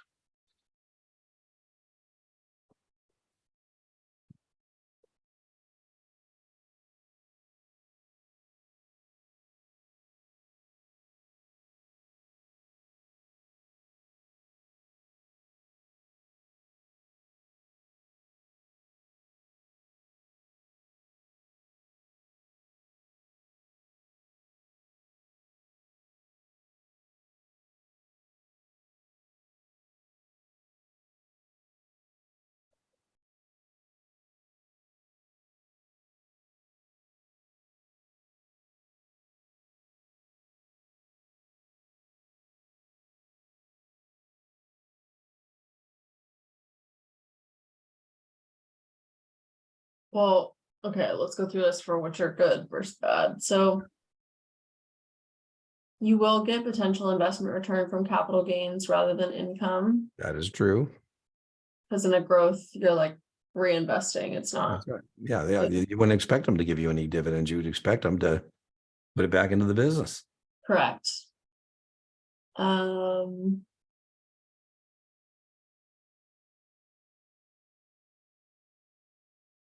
So because of that, it's gonna have low dividend payout ratio. Correct. So It's that's not right. So giving B and C, so now you got a 50-50. Mhm. Well, we discussed earnings retention as money that's not distributed. That's right. That's correct. So it would have a higher earnings retention You ratio. are correct. Excellent. I love that. Oh, you did perfect process of elimination. Yeah, They have higher PEs because we assume the earnings are going to grow, so we're willing to pay a higher price. yeah. Based on the future expectations of those earnings. Hmm. Under the conduct rules, the maximum sales charge on any transaction in an open-end company share is, Well, it's 8.5%. we got two that say that. So which one do you want? Well,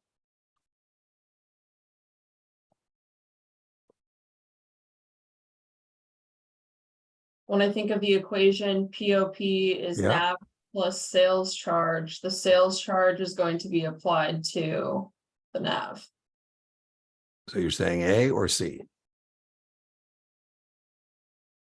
A. You are incorrect. Oh, what? Yeah, you're incorrect. Remember, it's 8.5%. If you give me 10,000, the offering price is 10. The NAV is 915. So we would take the 85 cents and divide by 10 to get the 8.5%. It's a percentage of the offering price. Wait, I don't like that because the equation that I do not like that. Okay, well, I'm going to show you the equation. I just got right. So I just gave you an example of a mutual fund, $9.15. For the POP. No, for the NAV. Oh, And plus the sales charge, I'll make it up 85 cents. And the NAV plus the sales charge equals the public offering price. uh-huh. And if we're figuring out the percentage sales charge, we're going to take, and that's what this rule's about. We're going to take the 85, we divide by 10, and that's how we get the maximum sales charge. It's based on the public offering price. That's tricky. Yeah, I'm with you. I'm with you. I don't think on the real test they would give you two that had 8.5%. So That's just mean. Just give me the 8.5. Now I'm whining. well, remember, we're trying to get a kind of a mark. So I think you're going to be okay on the mark, but we'll see. Regular way settlement must occur on the second business day after the trade date for all the following transactions, except I think you are going to get this right. I would hope.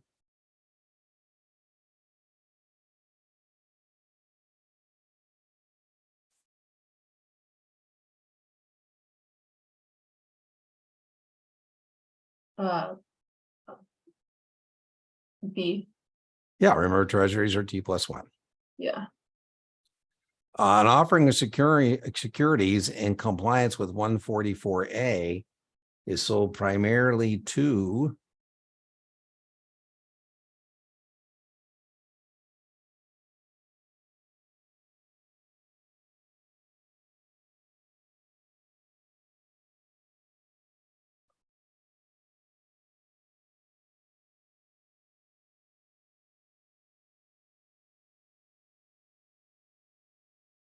C.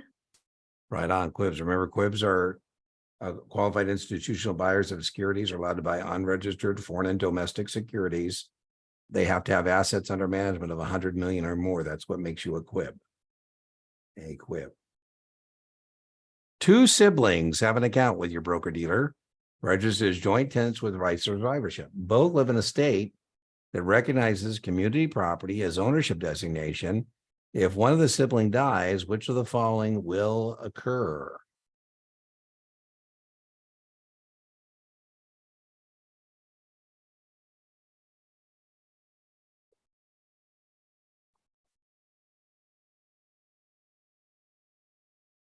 We talked about this earlier. Yeah, yeah, I'm expecting to get this. So when one person dies, everything is transferred to the surviving That's right. sibling. So which answer is that? B. Right on. That's very testable. Customer accounts are pretty testable. So Yeah, that's some easy pickings there in customer accounts. So in terms of when we get close to your test date, if it's a day or two out and you want to do some reading or something like that. yeah. A large amount of cash deposits may indicate a customer is engaged in. Money laundering. Yeah. One of your customer calls you to say he received a letter saying his local waterworks revenue bonds were being defeased. How would that affect the customer? Question 112. His local water revenue bonds were being defeased and Yeah, big defeased. word.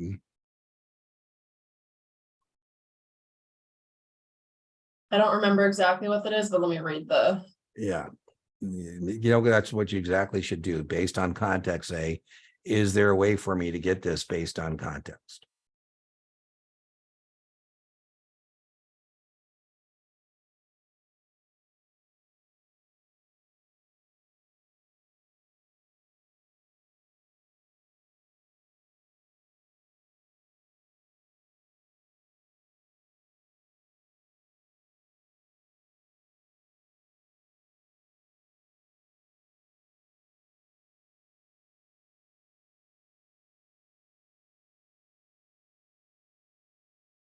So if these bonds are being defeased, Yeah, we went through an example of this the other day, yeah. but I we like didn't. vaguely, it's like I vaguely remember discussing this, but I don't Do you necessarily. remember the circumstance in which we discussed it? We discussed it in a refunding situation. So this is about the old bonds that are being pre-refunded. So that's Yeah. what defease means. They're being pre-refunded. So what that means is he's going to get paid the principal and the interest once that escrow account is set up and all that stuff we've discussed. So that was a tough one. I don't think you'll see that one on your exam. Okay. Which of my statements regarding a leveraged ETF are true? You're definitely going to get an ETF question or two. Well, in my little chart, I know that ETFs can be purchased on margin. You are correct. So you need Roman numeral ones. You got a 50-50. So it's 1 and 2 or 1 and 4.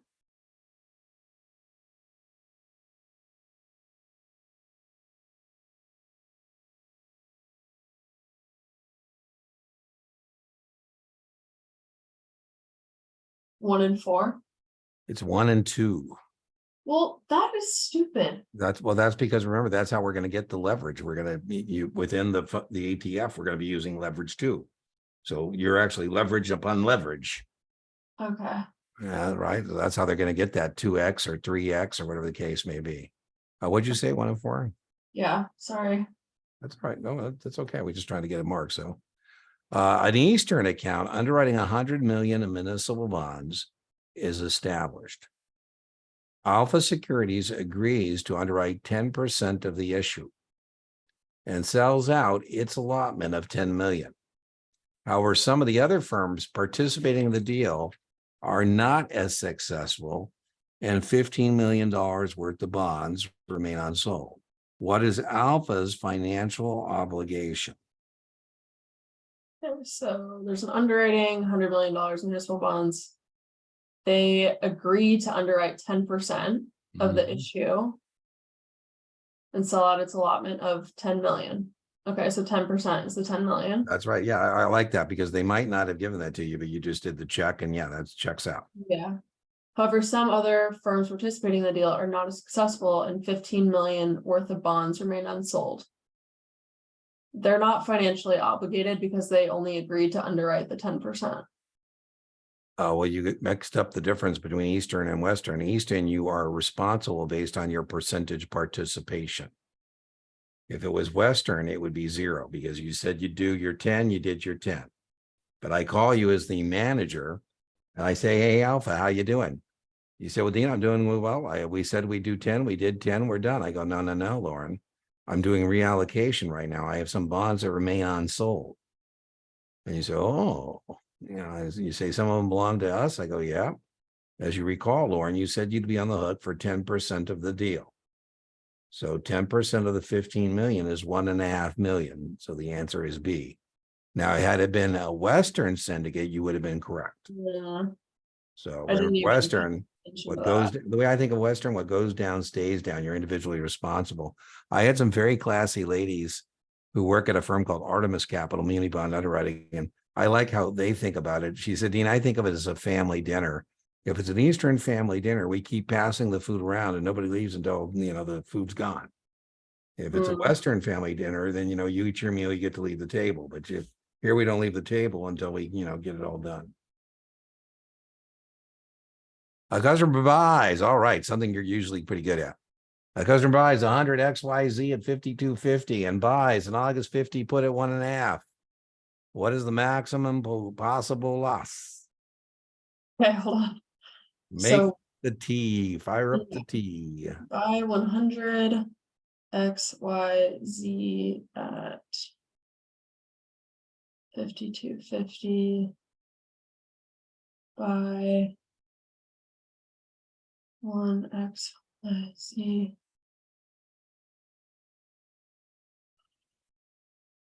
Oh, 50 put 150. Okay, so out. Okay, so if I'm buying at 52.50, that means I'm out 52.50. That's right. And then you bought some protection. And then I also bought out 150. Yep. So you're out a total of, So I'm out a total of 54. and you can sell it anytime you want. At what price?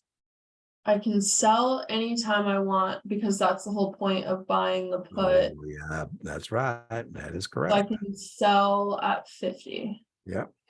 So that means 50 is like potential money in. That's right. So my max loss.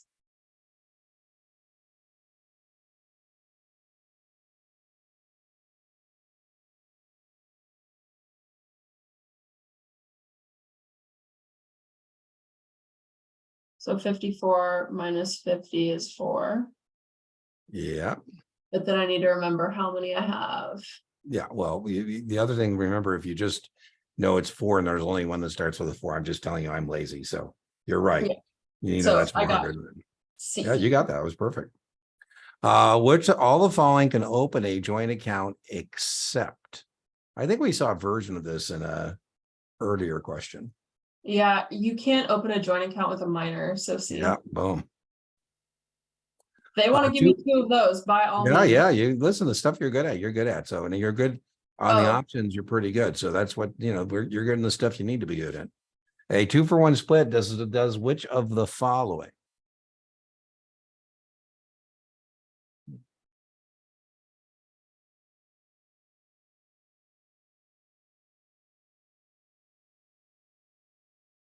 This is going to increase the number of shares. You're correct. So Roman number 1. And decrease.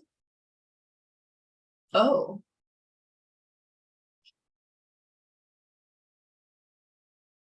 Well, so it's increasing the number of shares and decreasing the price per share. Yeah. So what's close to that? I mean, you're correct. So you got to pick one, and you need 1 and 3 or 4 that says that, which sounds more like that. What you just said. You're correct. So what sounds like 1 and 3. Yeah, correct. So sometimes that's what you got to do, right? You project the right answer, but it's not quite said the way that you're said it, and then you just got to say, okay, well, what was closest to what I said? Yeah.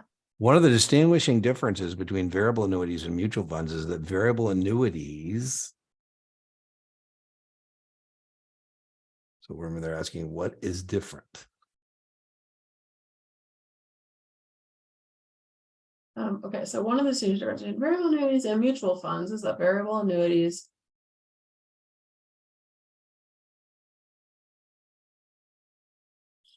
well, it's not B. It's not B. It's not A, by the way, because they have a higher cost because they have, insurance and mutual funds. It's not A, it's not B.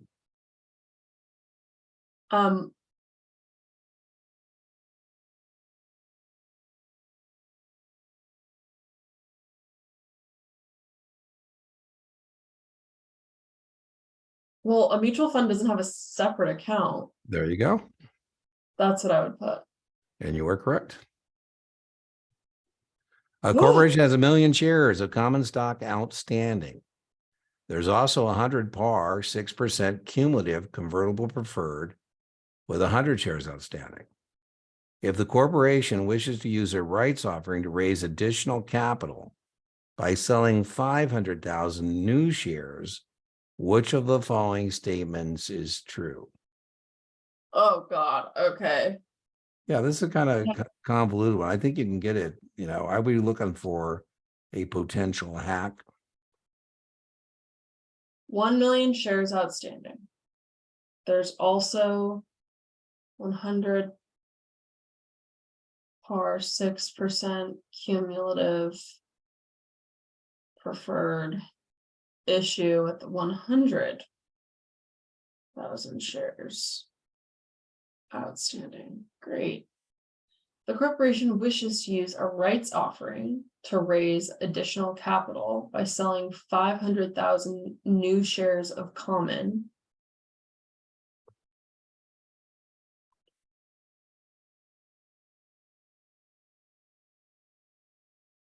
Does your right to maintain proportionate ownership have anything to do with preferred stock? No, No, so that's just filler. That has nothing to do with answering this question. that whole upper right line, that the second sentence is crap. That's exactly right. Okay, So so now remember, now what this means is the people who have the million, we're going to go to them and say, hey, we're offering new shares. And if you don't buy a proportion of them, you're going to get diluted. yeah, So now what we have to do is we know it's not C. We Yeah. know it's not half a right. There's no such thing as a half a right.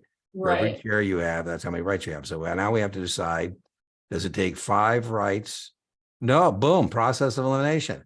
Yeah, it's preferred, so it'll be Boom, 2. yeah, so we didn't even have to do the math. If we want to do the math, it would be 1 million divided by 500,000, but we were able to that's why I said, I didn't know if we were going to have a hack or not, but we did by just kind of going through the answer set. Yeah. Rights, what are the rights exercise price in relationship to the market price? We don't have the market price here, but where is that exercise price in relationship to the current market price? In rights, the exercise price is always going to be less than the current That's market right. price. That's right. And Are they short term or long term? They're short term. Very testable. Orange is the Converse. Very testable. Which of the following information should a registered rep obtain from a prospect or prospective client to ensure suitable investment recommendations? Some of these are so silly. Maybe not. Maybe not. I might be thinking it's silly and it's not, but some of it looks kind of silly to me. Well, it doesn't matter what languages. Yeah, I mean, that's kind of what I'm tossing out, but I can tell you, I've traveled the world and I did business internationally, and FINRA is such idiots. They said, well, how do you know what's going on if you're in Brazil and they're speaking Portuguese? And I said, I've been pretty blessed that every business meeting I've been somewhere, I don't know if it's because they're being nice, but people speak English. So Right. I haven't had to worry about that. One of the advantages, I guess, of being American, but I do know there are brokerage firms who have entire departments. I did a series 3 for the Latin American division of UBS. They're all, handling money in Latin America. So, good. If I could teach in Spanish, I could probably charge a bunch of more money. Anyways, so I'm with you. I'm tossing languages out. So we toss language out. So that means A or D. You need to know if someone is like needing to be liquid. I think that's super There you go. important. Sure. Right on. And do we care And about now your we're professional saying- society memberships? No, and the number of dependents, it's like, okay, It's well, important. Yeah, it's important, right? We got to know how many, who are you responsible for, basically. well, it's like if you die, who do you need to pay for? So That's exactly right. I had a friend of mine, and I told him his name is Jim. I said, Jim, I hate insurance. If I'm the guy talking to you about insurance, you really need insurance. He goes, I don't want to make a bet with an insurance company. I got to die to collect. I go, Jim, it's not about you. It's about Michelle and your kids. It's not, it's not a bet with the insurance company. It's when something happens to you. I was telling an insurance guy, I said, I don't need a lot of life insurance because there's plenty of money to bury me. And, and he goes, but Dean, what about your legacy? I go, oh, I never thought about my legacy. Ooh, The MSRB is authorized to adopt rules concerning all the following except, I kind of like this. What is their regulatory authority?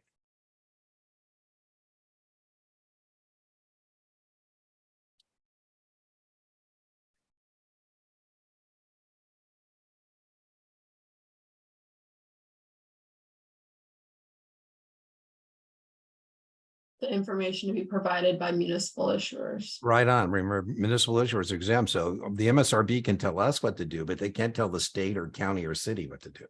Yeah. Good job. A principal of a member firm with responsibility for supervising registered reps would perform all the following duties except. Principal of a member firm responsibility of supervising registered member firm, all the following duties.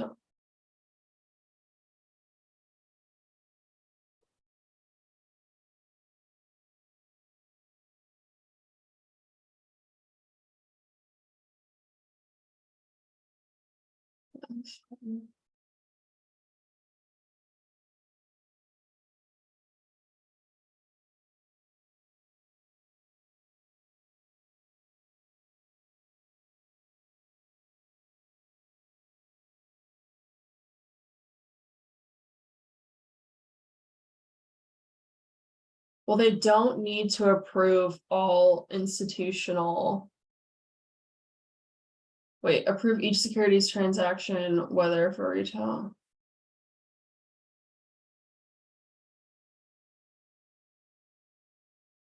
So, okay.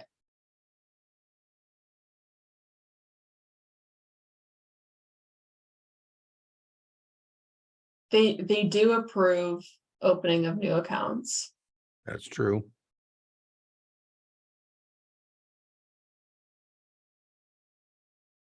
They do review correspondence with customers in accordance with the firm's written procedures.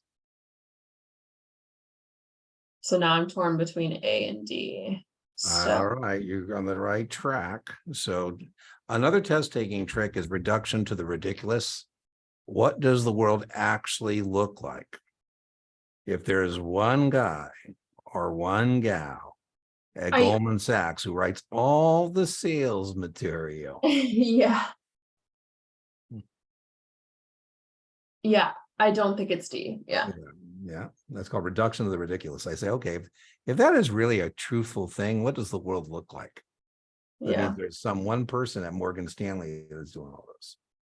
An investor owns 100 shares of 4%, $80 par convertible, callable cumulative preferred stock issued by HB Creations with a conversion price of 20 and a current market price of 84. HBH issues a call of all of the outstanding preferred stock at 82. If the creation common stock is selling at 18, what is the wisest choice for the investor? Okay. So I own 100 shares of 4%, $80 par convertible. Yeah, now remember that's kind of something to pay attention to because it's usually 100. It's not 1,000. Yeah. Yeah, and they're telling you it's 80, so that might have something to do with what we, convertible, cumulative preferred stock. Great. With a conversion price, so it gives me my CP. Okay, period, full stop. The minute you get the conversion price, what do you got to do? Well, I need to take 800. Well, 80, it's a preferred stock. So 80, not 800. 800 would be a bond. It's 80. Oh, my bad. 80 over 20. Okay, so we get 4 shares. So now we're back in business. So we can turn this into stock. We can turn in a share of the preferred to get 4 shares of the common. So that's important. It has a current market price of 84. They're going to call us at 82. They're going to call us at 82. The current stock is 18. So I have to decide, do I want to get $82 or do I want to convert into 4 shares of the stock at 18?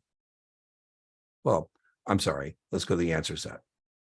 A, sell the preferred stock. So that means I would get 82. Yeah, You if I can't hold sell on to the preferred stock because it's being called. They say, Lauren, that's not a choice because if it's getting called, we only have two things, Lauren, to kind of look at. Do we want to accept the call or do we want to convert? So if it's being called, I get 82 a That's right. share.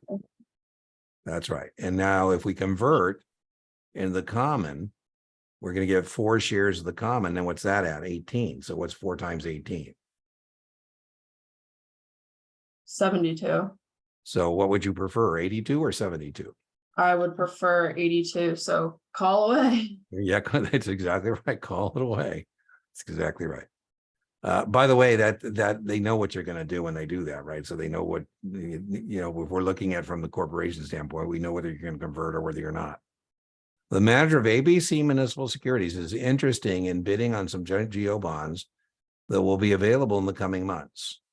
Where would the manager find information about these forthcoming issues? Where are we going to publish? We talked about this the other day. The notice of sale. The notice of sale. In the bond buyer. Right on.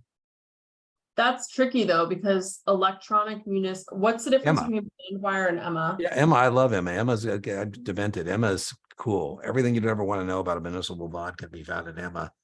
What happened is the MSRB got accused of just collecting money and doing nothing with it. And so people said, why are we paying you this money? And so they said, okay, we're going to spend some money and we're going to set up this thing called Emma. And it's really cool. It's got official statements. It's got, historical price information. So I should think of Emma more as like a database. Yeah, exactly. That's how I think of it. Yeah. And it's free. You don't have to subscribe to it. Okay. All right. Woohoo, our last performance opportunity. Ah, Your customer is in her early 30s great. and has received a modest inheritance from a relative. Must be nice. Yeah. Listing tax deferred growth as an objective for retirement income.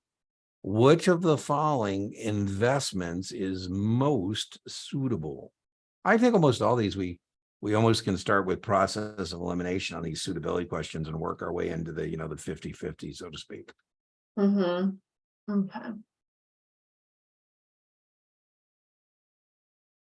Well, I don't think growth. Yeah, I don't think so either. I don't think I would toss out the growth. Yeah. And modest says modest, and there's nothing about income. So I think I'd toss out the muni bonds. Right. For the muni bonds to be right, she's got to be. You mean it didn't have anything about tax brackets? Yeah, right. It's not like she's making a lot of money, she's rich, or so we toss out the munis. And now we could toss out the debt because it says she would like some tax deferred growth. So that leaves it with the variable annuity, right? The variable annuity, remember, does indeed have tax deferred growth. And that means that all contributions. Yeah, your point, she's going to pay the taxes on the inheritance before it goes in there. All contributions. All right, you ready for the submit button? Yeah, let's do it. Boom. Oh my God, Lauren, I didn't think you did that well. Gee whiz. Now I think our pace could have been a little quicker. I helped you on a couple, but my God. Did you think you got a 92? I didn't think you got a 92. No, I don't. I mean, you did cheat. I don't think I cheated. I think I put a couple where we talked about them.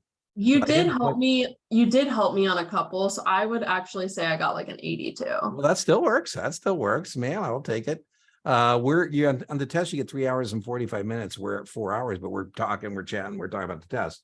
But I would like on your next one that you do by yourself. Okay. I would like you to just time yourself and see. So wait, hold on. I'm going to take a photo of it. Okay. Yo, what are you gonna do? Send it to who are you sending it to? To my None of my mother, business. okay. What's that? To my mom. All right, I love it. Say, hey, mom. Well, she knows I've been stressed out, and I was just like, yeah. No, you're doing the work. I told you. I would tell you if there's any red flags whatsoever. I don't see any. And like I say, that's also good. Remember, I'll share this with test takers after you've passed your exam. And then, what happens in the comment section, they'll say, did Lauren make it? But they don't know is I didn't post it. If we miss our mark, we'll redo it. Anyways, good job. That is fantastic. I thought we did worse than that. And I'm with you. I think I helped you on a few, but I don't think it was enough to not have a mark. Remember, we said all we were looking for was 70 plus. So that's fantastic. You should feel really, really good. The other thing I told you is your tutor, I really like is the stuff you're good at is the stuff that is, you're going to get tested. Yeah. The Okay. options, the stuff we struggled with, a couple of them were pretty obtuse, and you're not going to get questions like auction rate securities, variable rate securities, defeasance, recourse notes versus on non-recourse notes. Who cares? Short stock under $5. Who cares? You know, Yeah. so we had a couple of the obtuse ones, but that's like any draw. You get a couple, and what I said is great, Lauren, is now you're operating from abundance and not scarcity. And what that means is with that kind of a score, even when you get those obtuse ones, you can give yourself permission to say, you know what, I'm going to guess B, I'm going to assign this to the universe and I'll make it up elsewhere. And you can't do that if you're getting those lower scores. So give thought to your Dean to-do list for tomorrow. I do. I have a to-do list for you. Please. I think I'm actually gonna like take the rest of the day and not Please do, study. relax. What are you going to do? You're going to do nothing. I like it. You deserve it. You earned it. You earned it. Is there more soccer? Is there afternoon soccer? No, there's not. No. Oh my God. I'm too old, man. No, I think I'm gonna go. Like, I need to get outside and like Okay. get out. Cool. And Cool. stuff. Go down And the I used to live like the Embarcadero, and I used to go down to the down there and just walk the promenade and oh yeah. get some for what's the I'm gonna be mad that I asked this. What's the weather? No, it's beautiful. I knew you were gonna say warm. that. No, it's warm. Like it's never warm here. Yeah, I hear it's Wait, like what are 100. you talking about? You live in Vegas. Yeah, but it can get unbearably hot, not like comfortable hot. Okay. So all right, well then I think you definitely, as your tutor, I think you should definitely take the victory rest lap, whatever you want to call it. I would put it completely away for today. And then tomorrow morning, I think we're at 10 a.m., whatever, get to tomorrow morning, get back on track, make up your list. I know you want to talk about, I think you said types of orders, whatever else you want to talk about. We'll knock I got that. it. Oh, there you go. Your Dean to-do list. We'll work our way through that, see where you're at. And then, like I say, next test score, let's see how you do, as long as we're in that kind of a range. Yeah. Anyway, high 70s, low 80s is fine. So I think after tomorrow, I'll like review further what we go through. Yeah. And then on Tuesday, I'll take another practice exam on my own. good plan. I love it, because you don't want to you don't want to stack too many on top of each other. So I love that. So yeah, because you're not learning at some point. We're trying to learn and get marks. We're not trying to learn by missing practice questions. So yeah, I love it. So Tuesday we get another score. And how many more? I think we got more time after Monday, don't we? I think we do. We're just checking. Yeah, I definitely. So we can then talk about your Tuesday performance and whatever that next session we have is. So, I'm seeing you Tuesday too. Oh my goodness. Okay. So let's wait till Tuesday. I'm seeing you at 10. So are you going to do your practice exam before or after our Tuesday session?